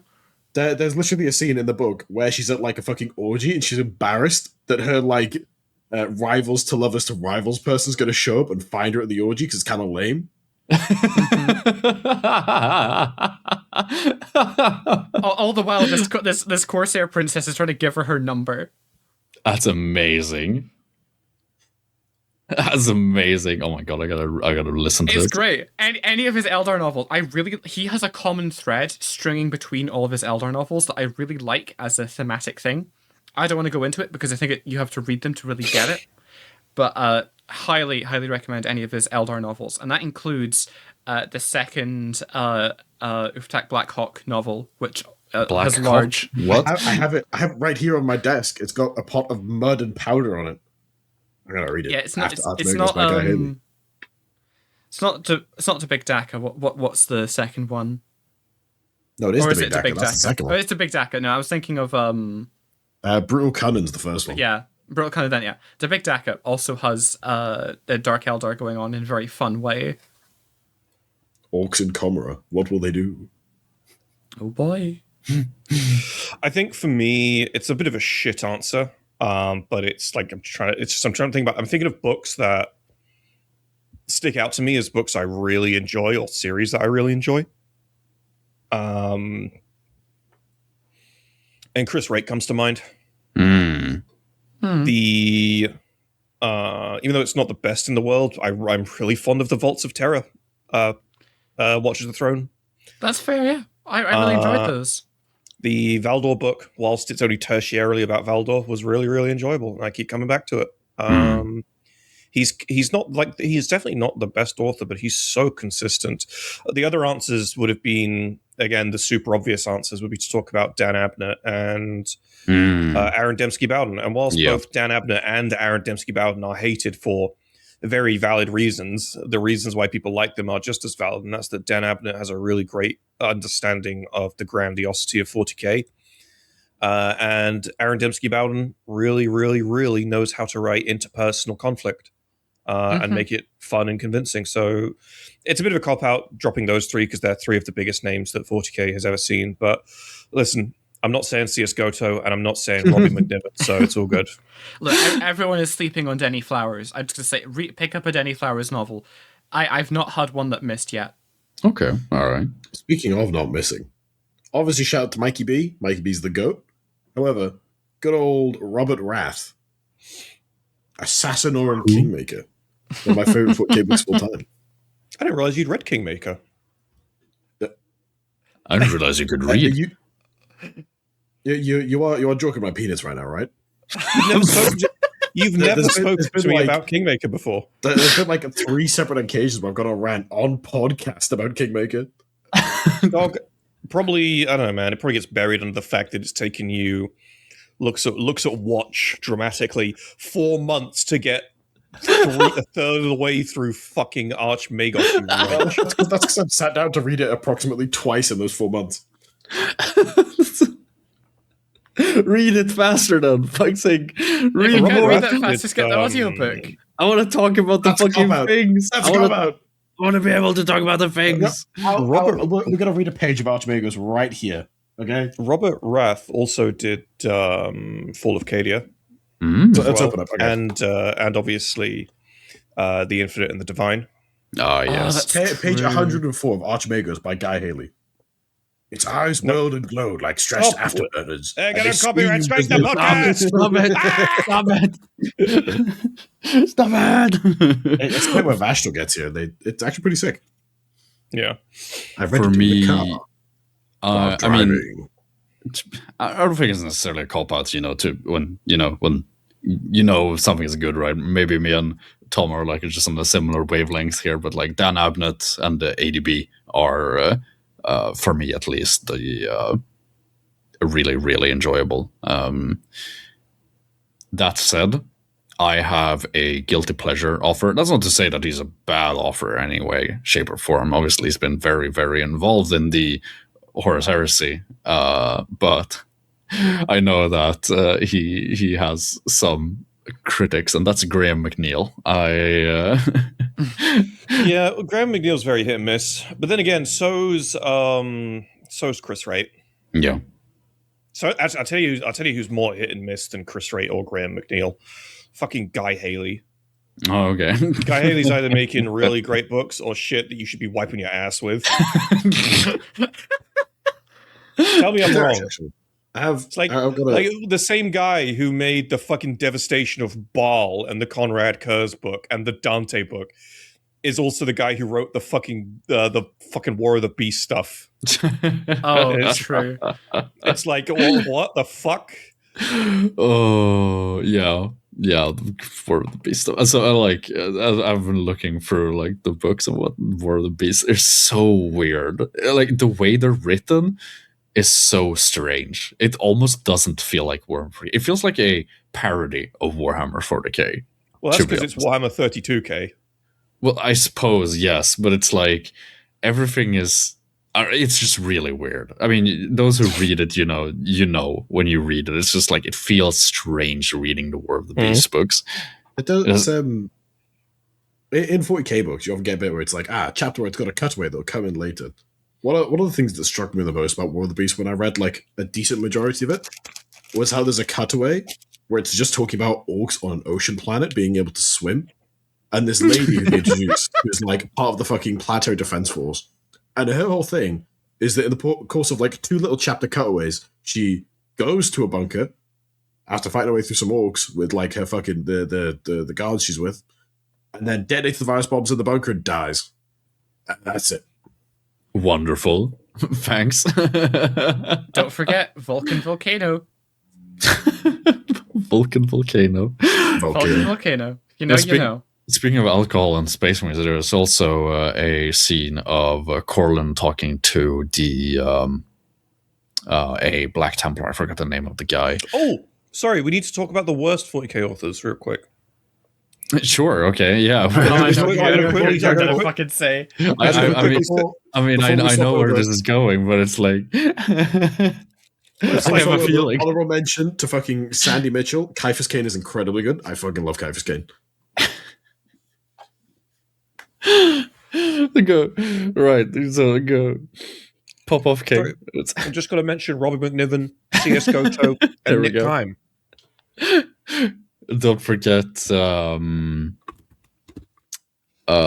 god, fuck! Why can't I remember what it's called? The CL Burner. Robbie McNiven's not bad. Robbie, I'm just playing into the joke. It's okay. You're not that bad. You're better than Nick Kime, and you're a lot better than C.S. Goto. Oh,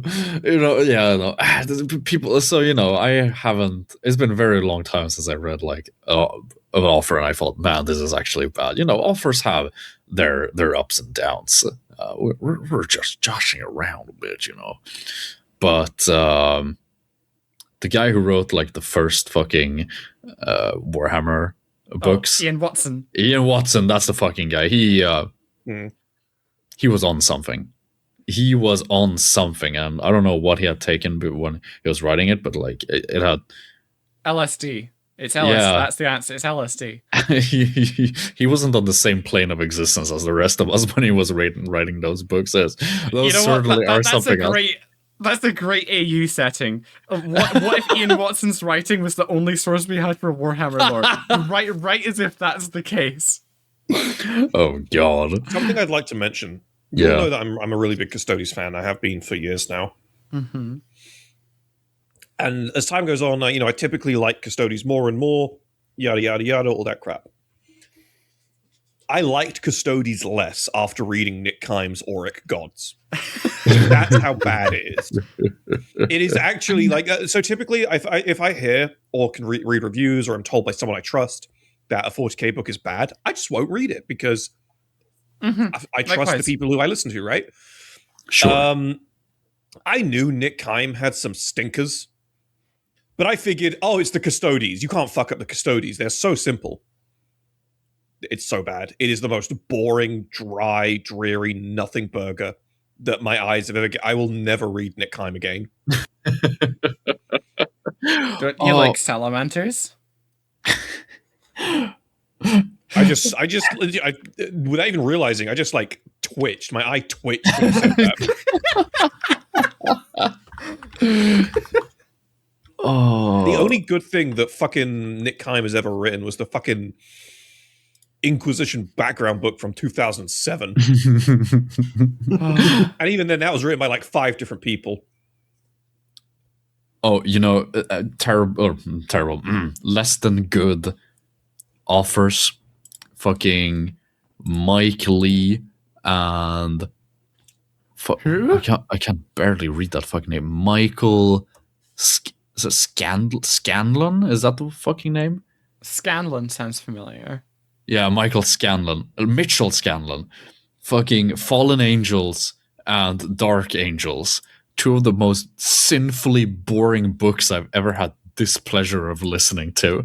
It's incredible how I forget which one it was. It's like these are the books where, well, we get to like why Luther is sent back to Caliban and what he does there during the time, and then like he's fighting and rooting out like the chaos insurrections that's happening on the planet whilst the lion is gone, and it's slowly going madder and madder. I genuinely forget which one is which and like what happens.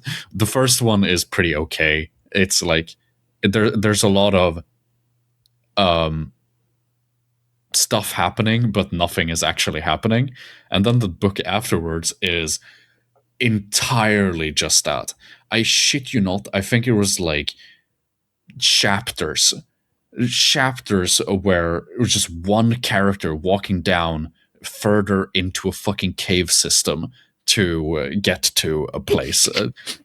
It is insane, like, because it kept just like going back and forth between this guy's perspective of walking further into this cave and some other bullshit going on, and it's just like the guy was padding it. Like I feel like he had like a thing, an idea of what the story was, and he just did not know where to go with it. So it's like, but like he wrote it out too. There wasn't enough material to like go write anything about. So it's just like, I'm just gonna fucking have to pad this out and fucking. Dude, I feel exactly the same about Wrath of Iron. I feel so much the same. It's just, they're walking through the hive. Oh, they kill some guys. Cool. Walking through the hive. Oh, they kill some guys. Walking through the hive. Cut to the guardsman. Sir, we're dying. The Iron Hands. They're sacrificing all of us. I don't like this. End of the book. I'm an Iron Hand. I'm going to kill a demon prince. I'm a general. I've turned traitor and I can't live with myself now. That's it. That's what it's like. Oh, absolutely terrible. Fucking horrendous. Yeah, it's just like chapters going back and forth of people doing nothing and just talking. And just talking about how much they hate it. Oh, this sucks, guys. This really sucks. Wow. This war, we're losing all our men. Other guys, wow, these humans suck. Why can't they just get on with dying? And I get that's the point. Okay, look, I am an Iron Hands fan. I did not enjoy this novel. Oh. There's some novels that are just like that. And that's just what we have to live with as fans of 40k, right? There's some novels that will just be, oh, I walk into a room. What do I see, Game Master? I mean, author. Oh, some enemies. Okay, I kill them. Well done. Next combat. There was a fun tweet that Pancreas put out the other day. Earlier today, March 17th, that got shared and went viral. I say viral, it didn't go viral. It got like 300 upvotes on the Iron Hand subreddit, which as far as the Iron Hand subreddit goes, is quite a lot. And he says, how does a thinking human being wake up, go about their day, and believe in their heart the words, I like the Iron Hands? Madness. It isn't even hate I feel. I forget they exist. It is nothingness. Glup shitto if there were 1,000 glup shittos. I have to be honest, it takes effort to like the Iron Hand sometimes. I love the Iron You mean Hands. cognitive dissonance? Yes. You can like something because it's niche and like doesn't really exist much. Pop off, I guess. Well, people I who like Clan Vergan. There you people go. who like the Iron Hands are the same people who like love the Thunder Warriors. It's like, oh wow, but they have no representation. It's like- cool. It's like it kind of requires you to not invest yourself heavily in the source material. Yeah. I love not investing myself in the source material. I love surface level cool shit. Yeah. Look, the Iron Hands are literally just aura farm, no lore. Fuck yeah. That's it. That's it. It's just we have a cool aesthetic. Do you want to expand on that? Yeah, No. we got a new character. Yeah, he's got a Like, cannibal. don't come at me. Don't come at me with like X novel that you read that has the Iron Hands in it. I know. I get it. Whatever. The most interesting thing about them is still the fact bionics. Well, I have a thing for, as Tom very well knows, I love bionic horror. I think it's the coolest fucking shit. Mm-hmm. So for me, Iron Hands, hell yeah. But I had to scroll back through fucking book club here in the Discord server to find exactly what I said about the fucking Dark Angel book. This is what I said. I'm really trying to listen through Fallen Angel, but man, it's such a slog. Kind of boring. There's so much happening, yet nothing is actually moving forward. The book could have been wrapped up by chapter 11, and yet it keeps on going. I'm at chapter 17 of 21, and I'm just forcing myself through at this point. Unfortunate. Right, should we do another one? Yep. Yeah. Let's see here. Oh, I need to go back here. We got Mr. Shattered, who says favorite 40k moments / 30K, wide can't read. 30k. I can't read now. 30k moments. Why the Shattered Legions and Black Shields are the coolest part of the setting. Okay, so by the setting you mean Horus Heresy.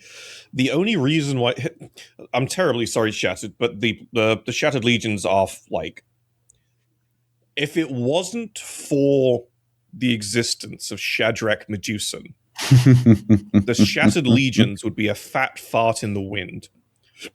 And so whilst it's... Shattered Legions are the Iron Hands of 30k. Funnily enough, the Iron Hands are, well...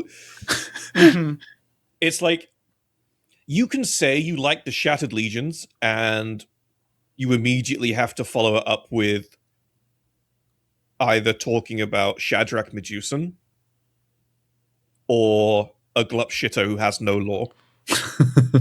Oh my god, the Pancreas is right. It actually is just glup shitter. Holy fuck. Yeah. It's actually right. That's so funny. Now, he's got a second part of his English, and Black Shields, the coolest part of the setting. I don't think that Black Shields are the coolest part of 30k. I think they have the potential to be. If we can get more light shone on them. I think they have the potential to be absolutely, sincerely amazing. But as it stands right now, they've got like sparing. Their exploration has been quite sparing, but it's definitely going in the right direction, I think. In the words of Shrek from hit film Shrek, like that's ever going to happen. Yeah. We'll see. Yeah, we'll see. I mean, they're done. They're done. It's true. Actually, they might come back to it. They did the Drop Site Massacre book again. There is so much time. There's so much time between the end of Broken Chain, the last Black Shield audiobook, and the start of the Siege of Terror, of where, like, we don't know what Endred Har and his Black Shields get up to. Please. Who was it? Was it Josh Reynolds who did that? Mr. Josh. I think it was Josh Reynolds. It was Josh Reynolds. Yeah, give Josh fucking Endred Har back. Give him his own like 2 or 3 book series to fill in that gap, and I'll be happy. I'll be fine. You know, I'm easy to impress. I'm easy to please. Yeah, I think we need more Black Shield representation. I'd love to see more from the Endred Har. As for my favorite 30k moments, it's most things with Angron, but the blue-clad wretches is just peak, absolute peak fiction. I mean, the entirety of Betrayer is just. I mean, I could pick Betrayer as just my favorite 30k moment. To be honest. No, for sure. Yeah, absolutely. Yeah, I Right. want to pick. Oh, go on. I want to pick the moment in First Heretic where Corvus Corax is bearing Lorgar to the ground, and Lorgar is like ranting about how he didn't want this. He's like, I didn't want this, and it's a build up of the whole novel to where he, I think, begins to realize how he's been manipulated by Corferon and by Erebus into this position that he cannot back down from. And how he realizes that his desire to be a priest more than a warrior has forced him into a monstrous position. Right. And that's like, to me, what defines his character. It's the most interesting thing about him in that moment. Absolutely. It's That's new. ADB just fucks, honestly, when it comes to Angron and Lorgar. How about you, That's- Croc? All you fake heresy fans reading full books. Me, Uh-huh. if I combined read time, that would mean if I was to put the amount of heresy books I'd read like in parts altogether, I'd have read half a book. Yeah. Obviously, the answer is in Titan Death, when they are fighting a Garmin cluster about on a space station by a gas giant. There's a Reaver Titan that gets its legs blown off, and rather than falling over, it drifts off into space. Yo. Oh, yeah. That is dope. That is very dope. I am not a heresy reader. Right. Moving on then to the next one from one Warsmith on a Helldrake. I wish to subject the Astartes Anonymous crew to make up slogans for radio stations hosted by all Warhammer 40k major factions. Ooh, No. No. I was thinking one slogan per person, right? No. Yeah, I mean, No? you can do what you want. Okay. Fuck, you guys, you put me on the spot here. I thought we could have a fun little. Go ahead. Okay. I'm just deflated. I've lost all energy. You know what? I'm not feeling the wah right now. I was hoping by now I'd have like a bit of wah energy like built up. I could do a whole fucking little orc thing. This is the station with the most decker. Loud gunfire sounds. Turn up the speakers. I get rowdy. Something I don't know. Fucking Walker Boys. Fucking I guess whatever. Should we rain check this one for podcast, otherwise known as podcast 3? Sure, fucking sure, mate. I'll make a list. I think it might have some legs to stand on its own, perhaps. Well, I guess we'll see. But We'll see. Well, how do we feel then? We got on the list. We have two more, but we are approaching 2 hours and 12 minutes on this podcast. We still got to do the Patreon questions. But we're not missing out on the first of the two because AOS law. Yeah. All right. Chef asks, I'd poop my pants live if the AA crew made an AOS lore vid. Good luck. That's it. You heard it there. Train. Tom's pants are full. Train. Chef. We get fuck all views in our 40k videos. It's not fucking happening. I got bills to pay, Chef. I'm just gonna say there's a reason you don't see AOS lore videos on your recommended page, and it's because while there is AOS lore, the main point of AOS lore is whatever happened to that edition is an event.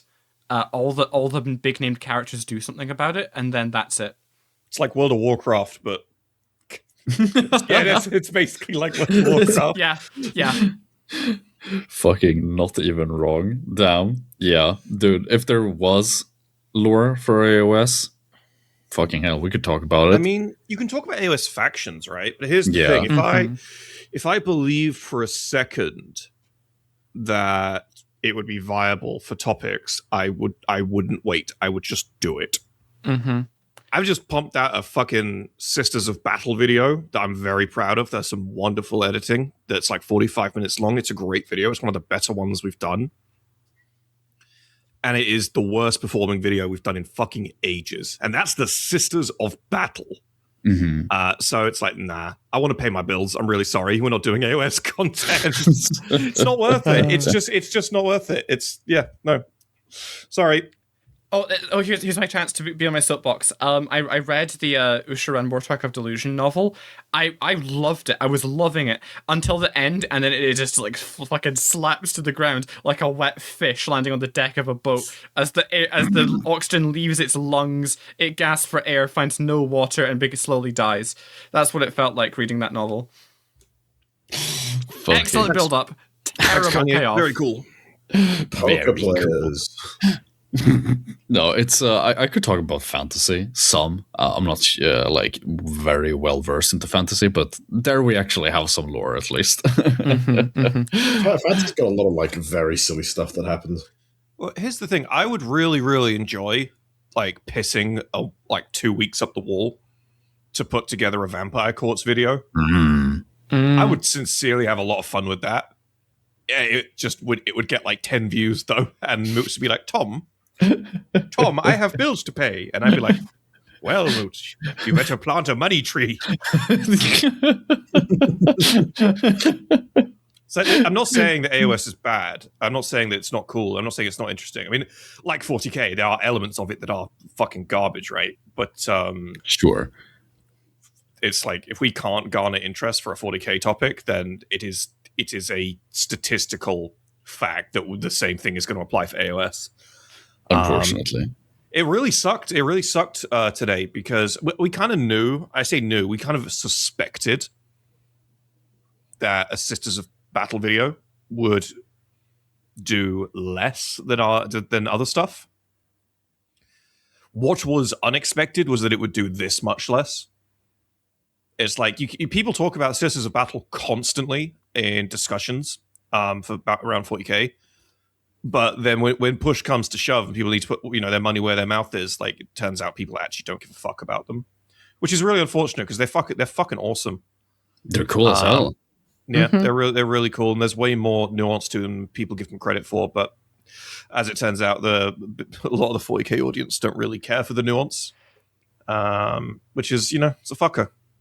And yeah, so yeah, the problem would just be amplified with AOS content. So I'm really sorry, Chef. We'd like to do it. In an ideal world, we would, but it's such a risk. It's a bit risky, yeah.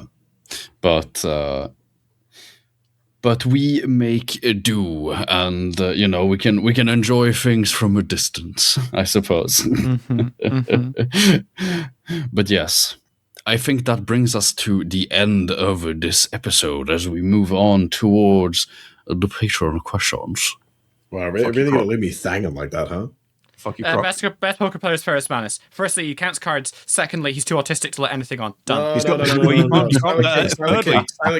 you can't actually. Face. Don't even speak. Thirdly, you can't read his expression if he's got no head. Exactly.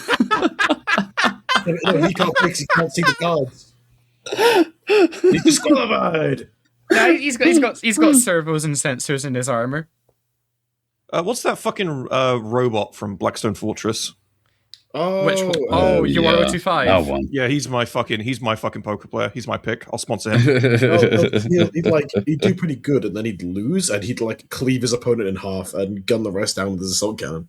Still wins. Where's the problem? All right, Patreon questions. Yep. Patreon questions. Cool. Indeed. Oh, the Generat / Wolfgang asks, if you could choose one faction from 40k and one from AOS to have a team up, who would it be?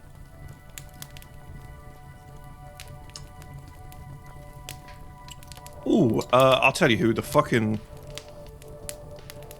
vampires from AOS and the vampires from Necromunda. Done. Ooh. Categorically wrong. It's orcs and it's orcs. Come on, man. Fuck See? For 40k Black Orcs, fantasy Black Orcs.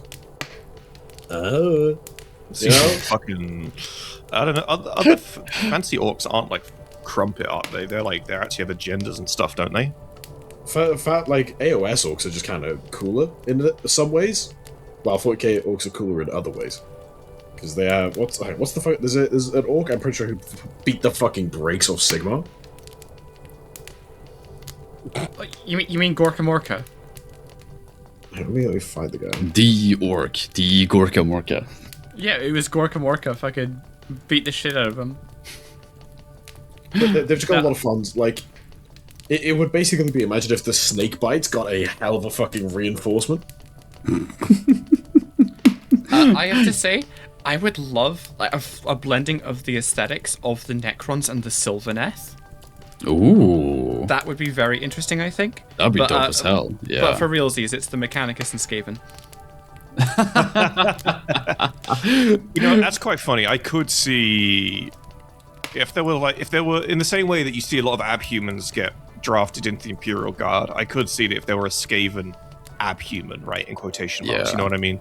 I could see that race being commonly commandeered by the Admech.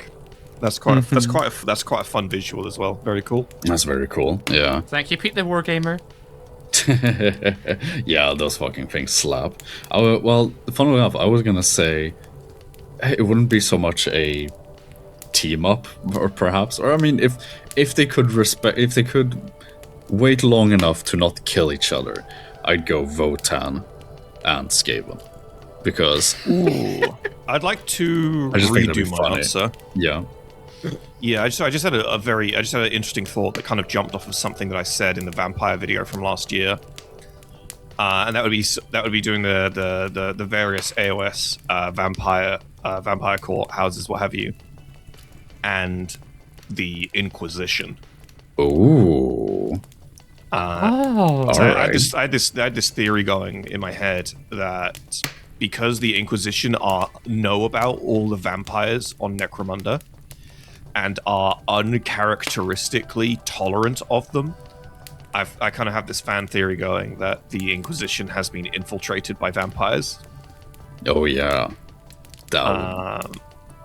So I'm like, okay, I love that theory. It's such a funny and perfectly flavorful thing as well. and it's not like the idea that the Inquisition is run by vampires or No. that they're all vampires, but the idea that it's gotten to such a point that there are vampires within the Inquisition who are literally just inquisitors living their lives that way because why wouldn't they? Why wouldn't they? It is hiding in plain sight, essentially. Yeah.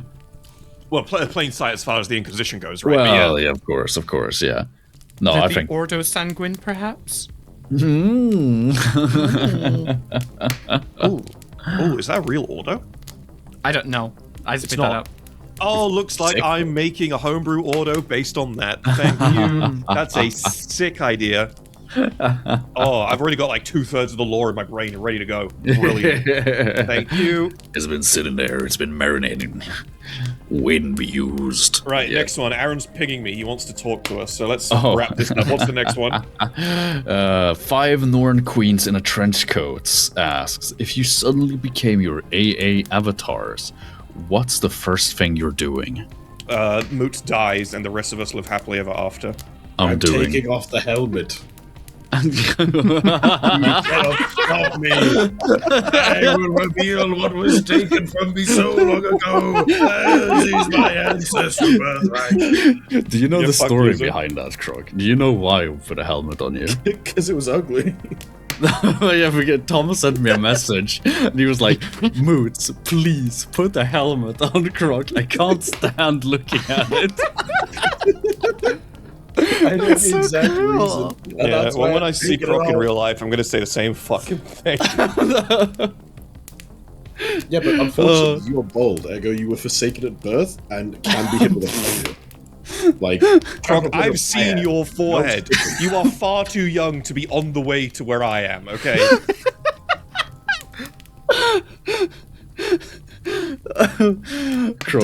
Cultivate a Widow's Peak. You can swag it out. By the time we finally get a Warhammer Trip World going, there is going to be a hand-shaped indent on the back of your skull. You will learn to fear the phrase, I like your Kudgy. Bro, I think. you better not sleep during that time. You really better not. You're going to wake up looking more like me than I do. You've seen that one little comic where it's a quote from someone who's close to Teddy Roosevelt that said, Death had to take him in his sleep because he would not go quietly. Yeah. You're gonna pull back the pillars and I'm gonna be behind you. And no, I will not have any clothes on. Listen, bro, I'm going to carry it in my pocket. I'm going to have some ground up, dustified peanuts in case of emergency to pocket peanut you fucking reprobate. Then I too shall engage in such warfare and carry a can of bear spray. Let's feel silly now, don't you, boy? Yeah, you'll fucking need it, bro, because I'll maul you to death. No, because what will happen? You'll throw it in my face. All right, everyone. I hope you had a wonderful time listening to this episode of the podcast. You're done, mate. We'll see you soon. Bye bye. I'm gonna bite your fingers off. Bro, I'll say your real name and you'll fucking crumple into dust like a demon. It has no power in person. I'll record it. I'll stream it. Okay. Goodbye. Fucking kill Croc. Go subscribe to the channel. Join the Discord. His name is... Make sure to join the Discord and ping Tom as much as you can, as often as you can. Join the Discord and subscribe fucking... to the Zarek YouTube channel, spelled Z-A-R-R-E-K. Unsubscribe from the... unsubscribe Send from me the Gaming Storyteller. fucking DMs. If you're gonna send me DMs because Croc's telling you to, that's fine. Send them with, like, questions as to, like, what his name is and first details about his personal life, and I'll answer them truthfully. The Astartes Anonymous podcast is now on limited time. Good luck. Send you his home address. Thank you, everyone. Have a good one. Kill this man. Goodbye. I will not have any clothes on.